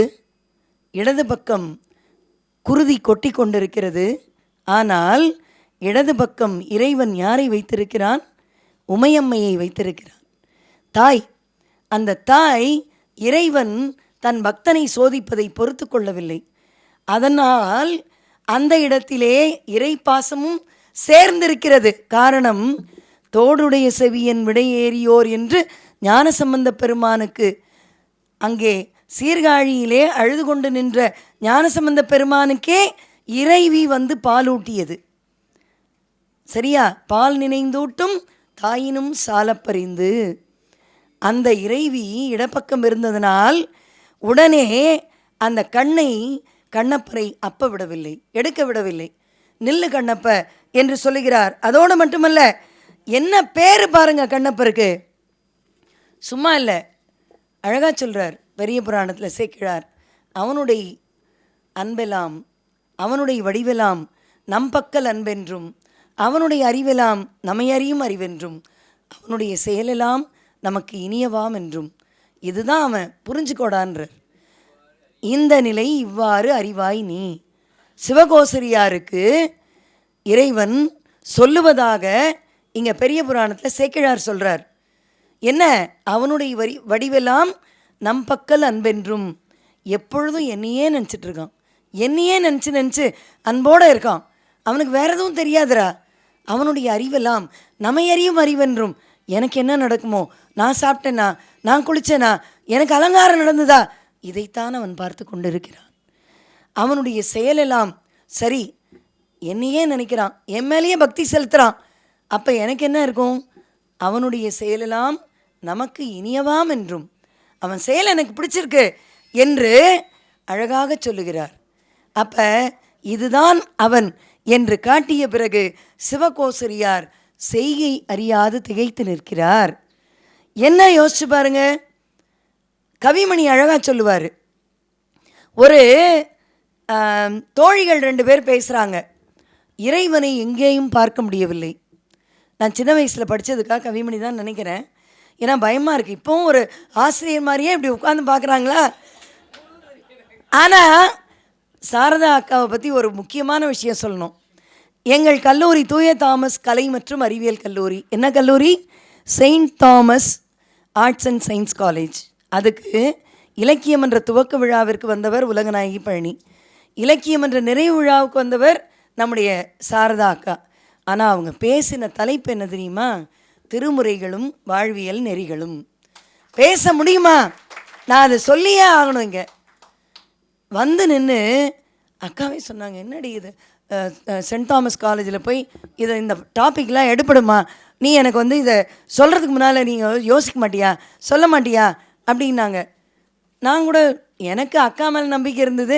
இன்னொன்று பயலுக்கு நல்ல விஷயத்தை 4 காதில் கேட்கட்டுமே அப்படின்னு நினச்சி கூப்பிட்டேன். வந்து நின்று அடித்தாங்க பாருங்க. 3000 பசங்களும் அக்கா முடித்த பிறகு கீழே இறங்கி வந்து நின்று ஒரு வகுப்பு கேட்டு போனானுங்க அவங்கள்ட்ட. உள்ளபடியே பலத்த கரவொலியோடு அவங்களுக்கு நீங்கள் பாராட்டு கொடுக்கலாம். ஏன் தெரியுமா? கேட்டால் பிணிக்கும் தகையவாய் கேளாரும் வேட்ப மொழிவதாம் சொல். கேட்காதவனையும் கேட்க வைக்கணும். ஒரு சொல் வெல்லும், ஒரு சொல் கொல்லும்னுவாங்க. அவங்களோட எல்லா சொல்லுமே அமுத சொல். அந்த மாதிரி சொல்லிட்டு போனாங்க. அப்போ அதை போல் என்னன்னா, இந்த கவிமணி அவர் 2 தோழிகள் பேசிக்கிறாங்க. நான் கோவிலுக்கு போகிறாங்க. கோவிலுக்கு பாதி பேர் போகிறதே வந்து பொழுதுபோக்குறதுக்கும், இல்லை அந்த விளம்பரத்தில் அந்த விளக்கே மறையிற மாதிரி உபயம் கீழே எழுதியிருப்பான் பேரை. விளக்கு வெளிச்சமே மறைஞ்சிரும். இவன் உபயம் செஞ்சானா கோயிலுக்கு. சொல்லாமல் செய்கிறதாங்க தர்மம், சொல்லி செய்கிறது தர்மம் இல்லை. அப்போ கோயிலுக்கு போனேன், ஏண்டி நான் கோயிலுக்கு போனேன், நீ பார்த்தியாடி சாமியை ஒருத்தி கேட்குறா. இன்னொருத்தி சொல்கிறா, இல்லையே நான் பார்க்கலையே. அப்போ தலைவி கேட்குறா, இல்லை நான் கருவறையில் பார்த்தேன், மூலத்தில் பார்த்தேன், அந்த மூலவரையும் காணோம், உற்சவரையும் காணோம், எங்கேயுமே காணுமே அப்படின்னு. உடனே கேட்டா, ஏண்டி அந்த மதிலெல்லாம் பார்த்தியா, அங்கெல்லாம் சிற்பங்கள் சிலைகள் வச்சுருக்காங்க, அதில் பார்த்தியான்னு. எங்கேயும் பார்த்தேன், எங்கே தேடியும் எனக்கு கிடைக்கவில்லை. எப்படி கிடைக்கும், நீ இங்கே வச்சுக்கல, அப்போ எங்கே பார்த்தாலும் கிடைக்காது. அதுதான் சொன்னார் அவர். எங்கே ஏறியும் கிடைக்கல, உள்ளத்தில் உள்ளானெனில் கோவில் உள்ளேயும் காண்பாயடி. உள்ளத்தில் கடவுள் இருந்தால் தான். அதைத்தான் கவியரசு எழுதினார் கண்ணதாசன். உண்டென்றால் அது உண்டு, இல்லை என்றால் அது இல்லை. அதை நீங்கள் தெய்வமாக பார்த்தா தெய்வம், கல்லாக பார்த்தா கல் தான். சிலையாக பார்த்தா சிலை, கல்லாக பார்த்தா கல். காண்கின்ற விழிகளில் இருக்கிறது. The beauty lies in the eyes of the beholder என்று சொல்லுவார்கள். பார்க்கிற பார்வையில், பார்க்கிற விழிகளில் இறைத்தன்மையும் இறைவனும் இருந்தால் உங்களுக்கு பக்தியும் வசப்படும், அன்பும் வசப்படும். இதன் மூலமாக இறைவனையும் வசப்படுத்தலாம். அதைத்தான் கண்ணப்பர் செஞ்சார். அப்போ சிவகோசரியாருக்கு என்ன சொன்னாங்க, எனக்கு நீ பார்த்த இல்லை, இதுதான் இவனுடைய நிலைமை, இதுதான். அவன் காட்டு மாதிரி, காட்டாற்று வெள்ளம் மாதிரி. இஸ் வெரி க்ரூட் என்று சொல்லுவார்கள், not a refined person. Refined பக்தி எதுனா சிவகோசரியார் பக்தி, க்ரூடு பக்தி எதுனா கண்ணப்பரோட பக்தி. அவ்வளோதான். இதுக்கு நீங்கள் அடைக்க முடியாது, அதுக்கு வேலிகள் கிடையாது. காற்றுக்கு என்ன வேலி, கடலுக்கு என்ன மூடி, கங்கை வெள்ளம் சங்குக்குள்ளே அடங்கி விடாதுன்னு நான் பாருங்கள். அதுதான் இங்கே நடந்தது. அவரை பார்த்தவுடன் இவருக்கு பொங்கிய அன்பு இறைவன் என்று கூட நினைக்கவில்லை, ஒரு குழந்தையாக பார்க்கிறார். அதை படித்தபோது எனக்கு கண்ணப்பன் மேல் பொங்கிய அன்பு எப்படி வந்ததுன்னா, அடாடா, இந்த உலகத்திற்கு இன்றைக்கு தேவையானது இதுதான். அதனால் தானே சொன்னா, கலை மலிந்த சீர் நம்பி கண்ணப்பர்க்கு அடியேன். சுந்தரர் கலை மலிந்த சீர் நம்பி கண்ணப்பர்க்கு அடியேன். நம்பின்னு யாரை சொல்லுவோன்னா, எல்லா குணங்களும் ஒழுக்கமும் நிறைந்த ஒருத்தரை தான் ஒழுக்க சீலர். ஒழுக்கத்துக்கு அடுத்தபடியாக சொல்லணுன்னாக்கா நம்ம சீலம் அப்படிங்கிற ஒரு வார்த்தையை சொல்லலாம். அப்போ ஒழுக்க சீலராக இருக்கக்கூடிய ஒருத்தருக்கு தான் நம்பின்னு சொல்லுவோம். அப்போ அந்த நம்பி என்ற ஒரு திருப்பெயரால் இவர் குறிக்கப்படுகிறார் என்று சொன்னால், அந்த பேர் யாருக்கு கிடைக்கும்? இறைவன். நான் ஏற்கனவே சொன்னேன், அவர் பேர் திண்ணனார், ஆனால் பெயர் மாற்றத்தை செய்தது யார்? இறைவன், கடவுள். கண்ணப்பன் என்ற பெயரை கொடுத்தது இறைவன். கண்ணை இடந்து அப்பியதால் கண்ண அப்பன், கண்ணை அப்பியவன் கண்ணப்பன். அவ்வளோதான். இறைவனுக்கு குருதி வந்ததா, இறைவனுக்கு அங்கே இருந்து இரத்தம் வழிந்ததாக பார்க்கவில்லை, தன்னுடைய இதயத்திலிருந்து இரத்தம் வழிந்ததாக பார்த்தார். அதனால தான் சொன்னான், அடுத்தவன் துன்பத்தை பார்த்து அறிவினான் ஆகுவதுண்டோ, பெரிதின் நோய் தன்னோய் போல் போற்றாக்கடை. பாரதி சொன்னான்ல, சொந்த சகோதரர் சாக கொண்டும் சிந்தை இறங்காரடி கிளியே செம்மை மறந்தாரடி என்று. அடுத்தவன் மனிதர் உணவை மனிதர் பறிக்கும் வழக்கம் இனியுண்டோ, மனிதர் நோக மனிதர் பார்க்கும் வாழ்க்கை இனியுண்டோன்னா. ஆனால் பார்த்து கொண்டிருக்கிறோம், வாழ்ந்து கொண்டிருக்கிறோம். கண்ணப்பனை எப்பொழுது பின்பற்றப் போகிறோம்? அதானே சொன்னாங்க, கண்ணப்பன் ஒப்பதோர் அன்பின்மை கண்டபின். அழகாக பாடினார் ஐயா நாகநாத சுவாமிகள். என்னுடைய கண்ணையே திறந்த மாதிரி இருந்தது. அழகான ஒரு பாடல். என்னப்பன் என்னொப்பில் என்னையும் ஆட்கொண்டு அருளி. அடுத்ததா, வண்ண பணித்தென்னை வாவென்ற வான்கருணை. வான்கருணை. ஏன் வான்கருணை? வானத்திற்கு தான் நல்லது கெட்டது தெரியாது. இவனுக்கு மழை பெய்யணும், அவனுக்கு பெய்யக்கூடாது, அந்த பாரபட்சம்லாம் கிடையாது. வான்கருணை, இறைவனுடைய கருணை வான்கருணை. அப்போ கண்ணப்பன் ஒப்பதோர் மணிவாசக பெருமான் சொல்கிறார், இறைவா, கண்ணப்பனை போல ஒரு அன்பு என்கிட்ட இல்லைப்பா, உனக்கு தெரியும், உனக்கு தெரியாது. ஆனாலும் என்னையும் ஆட்கொண்டு அருளினாயே, நானும் அன்போடு இருக்கேன் என்று நினைத்து என்னை ஆட்கொண்டு அருளினாயே. அதனால்தான் சொன்னார், உன்னுடையது வான்கருணை. என்னை ஆட்கொண்டு அருளிய உனக்கு வண்ண பணித்தென்னை வாவென்ற வான்கருணை. இந்த வான்கருணையினால் யார் யார் உசத்தி பாடுறாங்க பாருங்க. என்ன சொன்னார்? அதாவது இறைவன் என்ன பேர் கொடுக்குறான் கண்ணப்பனுக்கு? பேர் கொடுத்தான் இடையினரா. திண்ணப்பனை மாற்றி திண்ணனை மாற்றி கண்ணப்பனா மாற்றினார். இடையினரா வல்லினரா பேர் கொடுக்குறாரு. என்ன பேர் கொடுக்குறார் என்றால், பேரினி இதன் மேல் உண்டோ பாடல் வருகிறது பெரிய புராணம். பேரு இனி இதன் மேல் உண்டோ பிரான் திருக்கண்ணில் வந்த ஊறு கண்டு அஞ்சி தன் கண் இடந்து அப்ப உதவும் கையை. யார்? கண்ணப்பனோட கையை. அவன் வேட்டுவ குலத்தவன் அம்பு பிடிச்ச கையை யார் பிடிக்கிறாங்க? சிவபெருமான் போய் பிடிக்கிறாராம். எப்பேற்பட்ட பேர் நமக்கெல்லாம் கிடைக்குமா? யோசிச்சு பாருங்க. இதுக்கெல்லாம் அவன் என்ன பண்ணான்? அன்பு, வெறும் அன்பு, அன்கண்டிஷ்னல் லவ். சும்மா பாரபட்சம் பிரதிபலன் எதிர்பார்க்கிற லவ் இல்லை. அதான் எழுதுறார், பேரினி இதன் மேல் உண்டோ பிரான் திருக்கண்ணில் வந்த ஊறு கண்டு அஞ்சி தன் கண் இடந்து அப்ப உதவும் கையை தன் கையால் பிடித்து கொண்டு என் வலத்தில் மாறிலாய் நிற்க. எனக்கு வலப்பக்கத்தில் நில்லுடான்ட்டார். இதை விட ஒரு பெரிய பேர் யாருக்கு கிடைக்கும்? யாருக்கு கிடைக்கும்? நான் சொன்ன ஏற்கனவே முதல்ல 2 பேர் பெரிய புராணத்தில் போற்ற தகுந்தவர்கள். இறைவனே தன்னுடைய தாயாகவும் தந்தையாகவும் நினைத்தவர்கள். ஒன்று, தாயாக நினைத்த காரைக்கால் அம்மையை அவர் காலடியில் இருப்பதற்கு இடம் கொடுத்தவன் இறைவன்.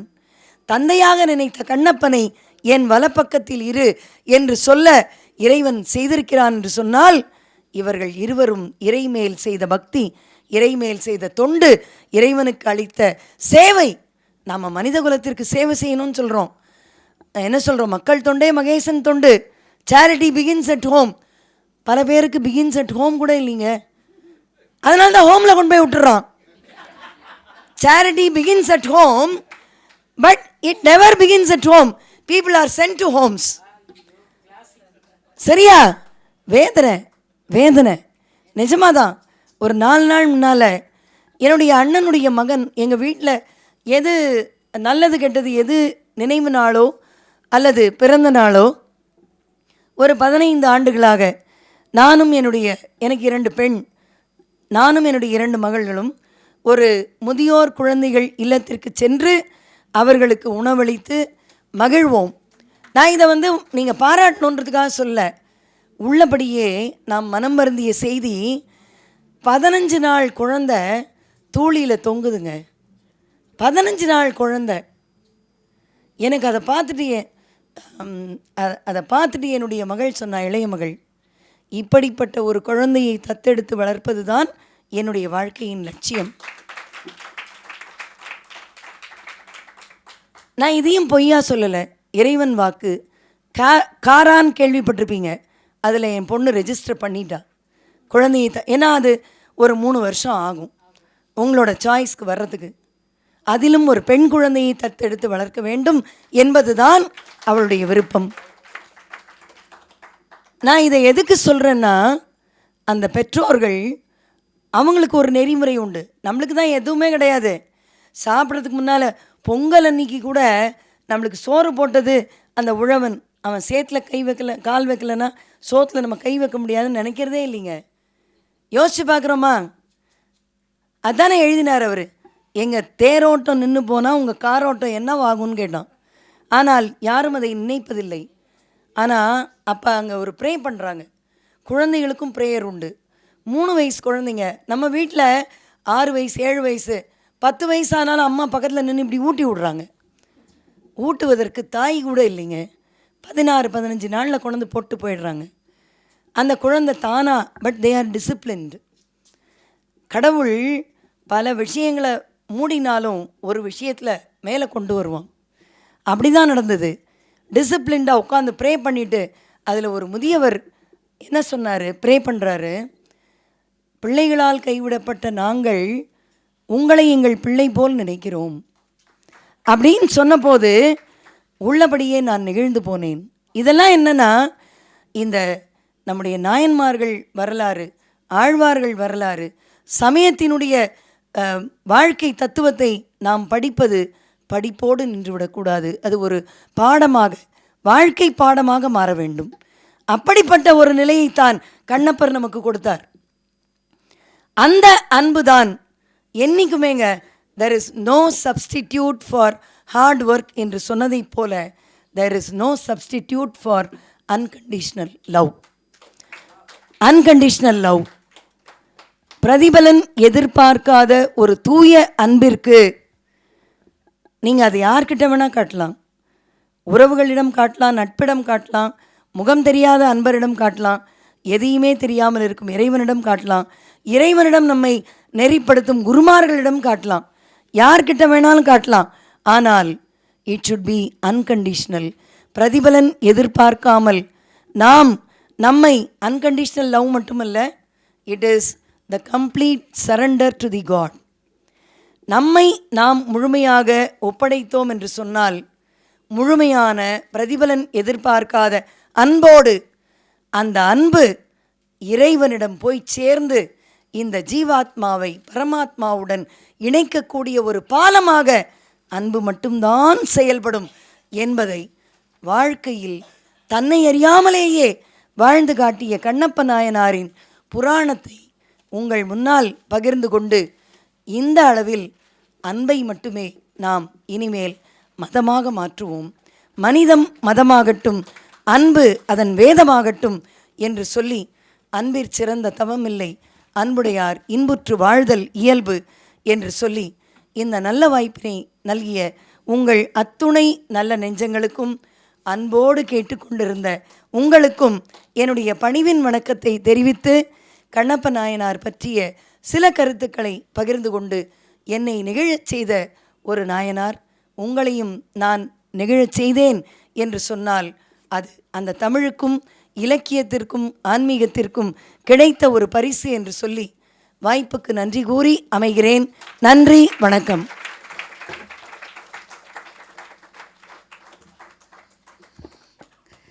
பேராசிரியர் பிரேமா அவர்கள் பொருளாதாரத்துறை சார்ந்த ஒரு பேராசிரியராக இருந்தாலும், தமிழ் இலக்கியத்தை எப்படி எழுத்தண்ணி படித்திருக்கக்கூடிய ஒரு பேச்சாளராக, பேராசிரியராக அவர் தன்னை மாற்றி அமைத்திருக்கிறார் என்பதை நாம் எண்ணி பார்க்கலாம். 32 ஆண்டுகள் ஸ்டெல்லா மேரிஸ் கல்லூரியில் நான் பணியாற்றிய காலத்தில் தேவார திருவாசக பதிகங்களை நான் BA BSc BCom பாடத்திட்டத்தில் வைத்தேன். அதேபோல் தூய தாமஸ் கலை அறிவியல் கல்லூரியில் பேராசிரியர் டாக்டர் சாரதா நம்பியாரூரன் அழைக்கப்பட்ட பொழுது அவர் பேசியது திருமுறை காட்டும் வாழ்வியல். இங்கெல்லாம் சமய நல்லிணக்கத்தை நாங்கள் பார்த்துருக்கிறோம். ஆக 32 வருஷம் அங்கே ஒரு கிறிஸ்டியன் மிஷினரியில் பணியாற்றினாலும் திருவம்மானை திருப்பதிகங்களையும் திருச்சதகத்தையும் பாடத்திட்டத்தில் வைத்து அந்த பிள்ளைகளுக்கு நாங்கள் இதை கற்றுக் கொடுத்துருக்கிறோம் என்று சொன்னால் இதுதான் சமய நல் இணக்கம். அதை எப்படி பிள்ளைங்க கேட்பாங்களான்னு கேட்டாங்க பாருங்கள் பேராசிரியர். பன்னீர் திருமுறை கேட்பாங்களான்னு கேட்டாங்க. ஆனால் அவர்கள் பேசி முடிச்ச பிறகு அவர் வீட்டுக்கு அனுப்பல குழந்தைங்க. ஆமாம், இன்றைக்கு வந்து ஒரு இளைஞன் பெற்றோரோ அல்லது முதியோரோ ஆசிரியரோ சொல்லாமல் ஒரு பேராசிரியர் காலில் விழுந்து வணங்குறான் என்று சொன்னால் அது அந்த பேச்சு அவனை பண்பாளனாக மாற்றிருக்கு. பண்பாளனாக மாற்றிருக்கு இல்லைங்களா? அந்த பண்பு வந்து ஒரு சாதாரண பண்பு கிடையாது. பேராசிரியர் நாங்கள் பணியாற்றிய காலத்தில் எங்களுக்கு எவ்வளோ சேலஞ்சஸ், சவால்கள் இருந்தது. ஆனால் அந்த சவால்களை எல்லாம் மீறி நாங்கள் வந்து இதையெல்லாம் செஞ்சுருக்கோம். இந்த சமய நல்லிணக்கத்தை கற்றுக் கொடுத்தது நம்முடைய வாழ்வியல் அணுகுமுறைகள். அன்பே சிவம் இல்லைங்களா? அதுதான் நம்மளை கற்றுக் கொடுத்தது. ரொம்ப அழகாக அன்கண்டிஷனல் லவ். இனிமேல் கண்ணப்ப நாயனார் இப்படியே டாபிக் கொடுக்கலாம் இல்லைங்களா? ரொம்ப அழகாக மிக மிக அருமையாக பேராசிரியர் பிரேமா அவர்கள் பேசினார்கள். ஆனால் கோடிலிங்க ஐயாவும் பேராசிரியர் டாக்டர் சாரதா நம்பியாரூரனும் பாலசீனிவாசனும் முன் வரிசையில் உட்காந்துருப்பது வந்து, அதாவது 3 பேர் வந்து முன் வரிசையில் உட்காந்துருக்கிறது வந்து கடன் கொடுத்தவன் ஈட்டிக்காரனை பார்த்து பயப்படுற மாதிரியான விஷயம் இது. அந்த மாதிரியான ஒரு பட்டறை, ஒரு மாபெரும் பட்டறை இது. இந்த பட்டறைக்குள்ளே இப்படிப்பட்ட ஒரு பயிற்சியோடு ஒரு பயிற்சி இருந்தால்தான் அதை தர முடியும், இல்லை என்றால் தர முடியாது இல்லைங்களா? ரொம்ப அழகாக எத்தனை இலக்கிய மேற்கோள்கள், எத்தனை திருக்குறள்கள். அவங்க பேச்சில் கிட்டத்தட்ட 1 மணி நேரமும் 8 வினாடிகளும் பேசியிருக்காங்க. இந்த பேச்சில் கிட்டத்தட்ட 8 திருக்குறள் மேற்கோளாக காட்டினாங்க. இதெல்லாம் எது அடிப்படை என்று கேட்டால் எல்லா கண்ணதாசன் பாடல்கள் ஒரு கிட்டத்தட்ட ஒரு 10 பாடல்கள் மேலே சொல்லிட்டாங்க. எல்லாம் நல்ல நல்ல பாடல்கள். இசைக்கவி ரமணன் அவர்கள் கண்ணதாசன் நிகழ்ச்சி நடத்திய போது பேராசிரியர் பிரேமா அவர்கள் கலந்து கொண்டு வாழ்வியல் சிந்தனையோடு தான் அன்னைக்கும் கண்ணதாசன் தத்துவமும் வாழ்வியலும்ன்ற உட்பொருளில் தான் அன்னைக்கும் பேசினாங்க. ஆமாம், அதிலே திருமுறைகள் கொண்டு வந்தாங்க. அதில் சாரதாக்காவும் அவங்க மகள் சித்ரா கணபதி அவர்கள் இருவரும் இணைந்து கண்ணதாசன் பாடல்களில் திருமுறையினுடைய பின்புலம். ரொம்ப கஷ்டமான சப்ஜெக்டுங்க, கடினமான ஒரு பொருள் இது. அந்த பொருளை அவ்வளோ அழகாக, மிக அழகாக பேசுகிறாங்க. அந்த பேச்சு, அன்றைக்கி அக்கா பேசின பேச்சு வந்து வாழ்வதிலும் பொருள் அவசியம், வாழ்க்கைக்கும் பொருள் அவசியம். இந்த ரெண்டு இணையத்தையும் நம்ம அன்றைக்கி பார்க்க முடிஞ்சுது. அந்த மாதிரியான ஒரு பேச்சு. இன்றைக்கு பேராசிரியர், வணக்கத்திற்குரிய பேராசிரியர் பிரேமா அவர்கள் ஒரு தன்னிகர் இல்லாத ஒரு உரையை நம்மளுக்கு கொடுத்துருக்காங்க. எனக்கு இந்த கண்ணப்ப நாயனார் சரித்திரத்திற்கு ஆளை புக் பண்ணுறதுக்குள்ளே நான் உண்டு இல்லைன்னு ஆகிட்டேன். ஏன்னா ஒரு 15 பேர் நான் கண்ணப்பன் தான் பேசுவேன்றாங்க. நான் சொன்னேன், கண்ணப்பனார் ஆல்ரெடி புக் விட்டுருங்கன்ட்டேன். அவர் ஏற்கனவே புக் பண்ணியாச்சுங்க, விட்டுருங்க அப்படின்ட்டேன். தொலைபேசியில் தொடர்ந்து நான் கண்ணப்பன் பேசுகிறேன், பெரும் பேச்சாளர்கள், நான் கண்ணப்பன் பேசுகிறேன்றாங்க. மன்னிக்க வேண்டுங்க, கண்ணப்பனார் ஆல்ரெடி புக் ஆகிட்டாருங்க, விட்டுருங்க அப்படின்ட்டேன். பிரேமா நான் கண்ணப்பனார் மட்டும்தான் பேசுவேன்றாங்க அப்படின்றாங்க. சரி, அவர்கள் வந்து ஒரு நாளைக்கு 5000 மாணவர்களோடு இருக்காங்க. அப்போ எந்த அளவுக்கு கண்ணப்பனுடைய அன்பு நெஞ்சத்தை கரைத்திருக்குமே. ஆனால் அந்த அன்பு தான் அங்கே முதல்வர் பதவியில் நாற்காலியில் ஆளுமை பண்போடு இருக்கிறது. இந்த அன்புலால்னால் நடத்தவே முடியாது. ரொம்ப எனக்கு வந்து கல்லூரி மாணவர்களை நல்வழிப்படுத்தி கொண்டு வருவது என்பது மிக மிக ஒரு கடினமான ஒரு பணி, சாதாரண பணியே கிடையாது. அவ்வளோ ஒரு கடினமான பணி. கல்லூரி மாணவர்களிடத்தில் நல்வழிப்படுத்துவது த்ரூ லிட்ரேச்சர், இலக்கியம் மூலமாக அவர்களை நல்வழிப்படுத்துவது என்பது மிகப்பெரிய பணிங்க. அதாவது நீங்கள் அது என்ன கலை படிச்சிருந்தாலும் அது அங்கே வந்து வேலைக்காகாது. அங்கே எது வேலைக்காகும்னா அன்பு மட்டும்தான் வேலைக்காகும். நீங்கள் அன்புடையவர்களாக இருந்தால் மாணவர்கள் செல்வம் நம்மோடையே இருப்பாங்க. ஆனால் அதே நேரத்தில் நம்முடைய அன்பை அவங்க வேறு மாதிரி அட்வான்டேஜ் எடுத்து கெட்டு போகிற சூழலும் வரும். ஆனால் அந்த சூழ்நிலையில் பிறதுறை சார்ந்தவர்கள் சாதிக்க முடியாது, தமிழ்துறை சார்ந்தவர்கள் சாதிச்சிருக்கோம். காரணம் வந்து தமிழ் அரை இலக்கியங்கள். அந்த நமக்கு இருக்கிற அரை இலக்கியம், நமக்கு இருக்கிற ஒரு ஆத்திச்சூடி கிடைக்குமா ஒரு மேத்தமேட்டிக்ஸ் ப்ரொஃபஸருக்கு? இல்லையா? ஒரு எக்கனாமிக்ஸ் ப்ரொஃபஸர் கிடைக்குமா? இதுவே கிடையாது. அங்கெல்லாம் வந்து பாடம் நடத்துவாங்க, நம்ம வாழ்க்கையே பாடமாக நடத்துகிறோம் இல்லைங்களா? நம்மளது வாழ்வியல் பாடம், அவங்களோடது பாடம். ஆனால் அவங்க சப்ஜெக்ட் ஓரியன்ட் தான், நாம் வந்து லைஃப் ஓரியன்ட். வாழ்க்கையை பின்புலத்தோடு இலக்கியத்தை காட்டக்கூடிய மனப்பக்குவம் தமிழ் பேராசிரியர் தவிர வேறு யாருக்கும் வர வாய்ப்பே கிடையாது. தமிழ் இலக்கியம் தவிர பிற இலக்கியத்தில் வர வாய்ப்பில்லை. அப்படிப்பட்ட ஒரு அரிய பணியை ஒரு பொருளியல் துறையிலே முனைவர் பட்டம் பெற்ற ஒரு பேராசிரியர் பெருந்தகை இவ்வளோ நேரம் ஒரு அருமையான உரை கொடுத்தாங்க. அடுத்த வாரம் நம்முடைய நிகழ்ச்சி தேர்தலை முன்னிட்டு இல்லை, நாட்டின் நிலவரம் 19ஆம் தேதி வெள்ளிக்கிழமை தேர்தல் நடைபெறுகிற நாள். நம்ம நாட்டின் நிலைமை என்னவாக போகிறது என்பதை கண்ணப்ப நாயனார் தான் காப்பாற்றணும் இல்லைங்களா? அந்த நாள் நமக்கு 19ஆம் தேதி. அதனால் அந்த நிகழ்ச்சி நம்ம ஒற்றி வைத்து 26ஆம் தேதி மாலை வெள்ளிக்கிழமை சந்திக்கிறோம். ஜூலை மாதம் வரை நம்ம வந்து அழைப்புதல் தயாரித்தாகிவிட்டது. ஜூலை வரைக்கும் அழைப்பை தயாரித்தாகிவிட்டது.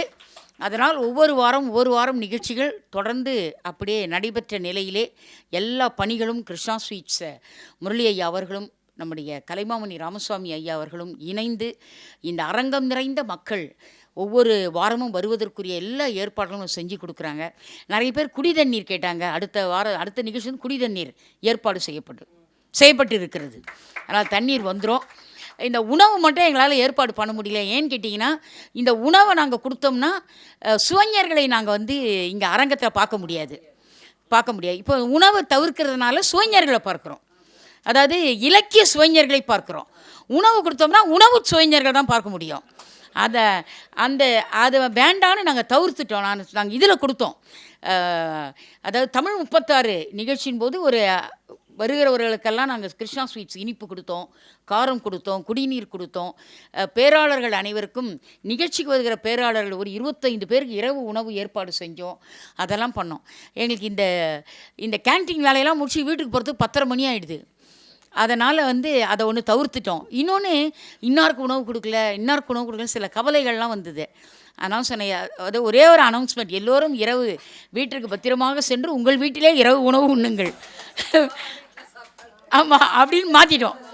ஆமாம், அடுத்த வாரம் நம் கங்குலி குலைய நாயனார் அவர்களை பார்க்க இருக்கிறோம். அடுத்த வாரம் வெள்ளிக்கிழமை 26ஆம் தேதி நம்முடைய ஆல்ஃபா கலை அறிவியல் கலைக்கல்லூரியினுடைய தமிழ்துறை தலைவர், வணக்கத்திற்குரிய பேராசிரியர் டாக்டர் வடிவுடை நாயகி அன்னைக்கு பேசுகிறாங்க. வந்திருக்காங்க மேடம், ஒரு பலத்த கரவொலி கொடுக்கலாம். ஆமாம், நாயனார் அவருக்கு நம்ம சிறப்புரை கேட்க இருக்கிறோம். தன்னிகர் இல்லாத ஒரு ஓதுவார் அவர்கள். ஒரு ஓதுவார் எப்படி பல்கலைக்கழக பேராசிரியர் ஆனார் அப்படி ஒரு கதையோடு முருகு சுந்தர் என்ற ஒரு ஓதுவார் அவர்கள் அண்ணாமலை பல்கலைக்கழக தேவார இசை பன்னிசை பேராசிரியர் அவர்கள் வருகிறார்கள். அவர் சொன்னார், ஒரு ஓதுவார் நான் எப்படி பல்கலைக்கழக பேராசிரியரானேன்னு சொன்னார். ஐயா, உங்கள் இந்த வரலாற்று புகழ்மிக்க இந்த கதையை உங்கள் ஏற்புரையில் நீங்கள் சொல்லுங்கன்னு சொல்லிட்டேன். நீங்களே சொல்லுங்கள், ஏன்னா நீங்கள் சொல்லும்போது அது மக்கள் கவரும்படியாக இருக்கும். நான் சொன்னால் ஒரு ப்ரொஃபைலில் சொன்ன மாதிரி தான் இருக்கும். ஆனால் நீங்கள் சொல்லுங்கள் என்று சொன்னேன். அப்படிப்பட்ட ஒரு இனிய நிகழ்ச்சி நடைபெற இருக்கிறது. நாம் 26ஆம் தேதி மாலை நாம் சந்திக்கிறோம், வெள்ளிக்கிழமை. மீண்டும் அதே அறிவிப்பை தருகிறேன். அடுத்த வாரம் தேர்தலை முன்னிட்டு நிகழ்ச்சி இல்லை. அதற்கு அடுத்த வாரம் 26ஆம் தேதி மாலை நாம் சந்திக்கிறோம். நீங்கள் வருகிற போது ஒரு இளைஞரை கையோடு அழைத்து வாருங்கள். தமிழ் புத்தாண்டு வாழ்த்துக்கள் அனைவருக்கும். இனிய சித்திரை திருநாள் நல்வாழ்த்துக்கள். இந்த இனிய நிகழ்ச்சி இப்பொழுது வாழிய செந்தமிழோடு நிறைவு பெற இருக்கிறது. வாசுகி கண்ணப்பன் அவர்கள் வாழிய செந்தமிழ் பாடி மகிழ்விப்பார்கள். அதற்கு முன்பு ஐயா அவர்கள் வான்மொழி வழாது பெய்க பாடுவார்கள். அதன் பிறகுதான் வாழிய செந்தமிழ். ஒவ்வொரு வாரமும் இதுதான் முறை. வான்முகில் வழாது பெய்க மலிவளல் சுரக்க மல்லல் கோல் முறை அரசு செய்க குறைவிலாது உயிர்கள் வாழ்க நாள் மறை அறங்கள் ஓங்க நற்றவம் வேள்வி மல்க மேல்மைகொள் சைவ நீதி விளங்க உலகமெல்லாம்.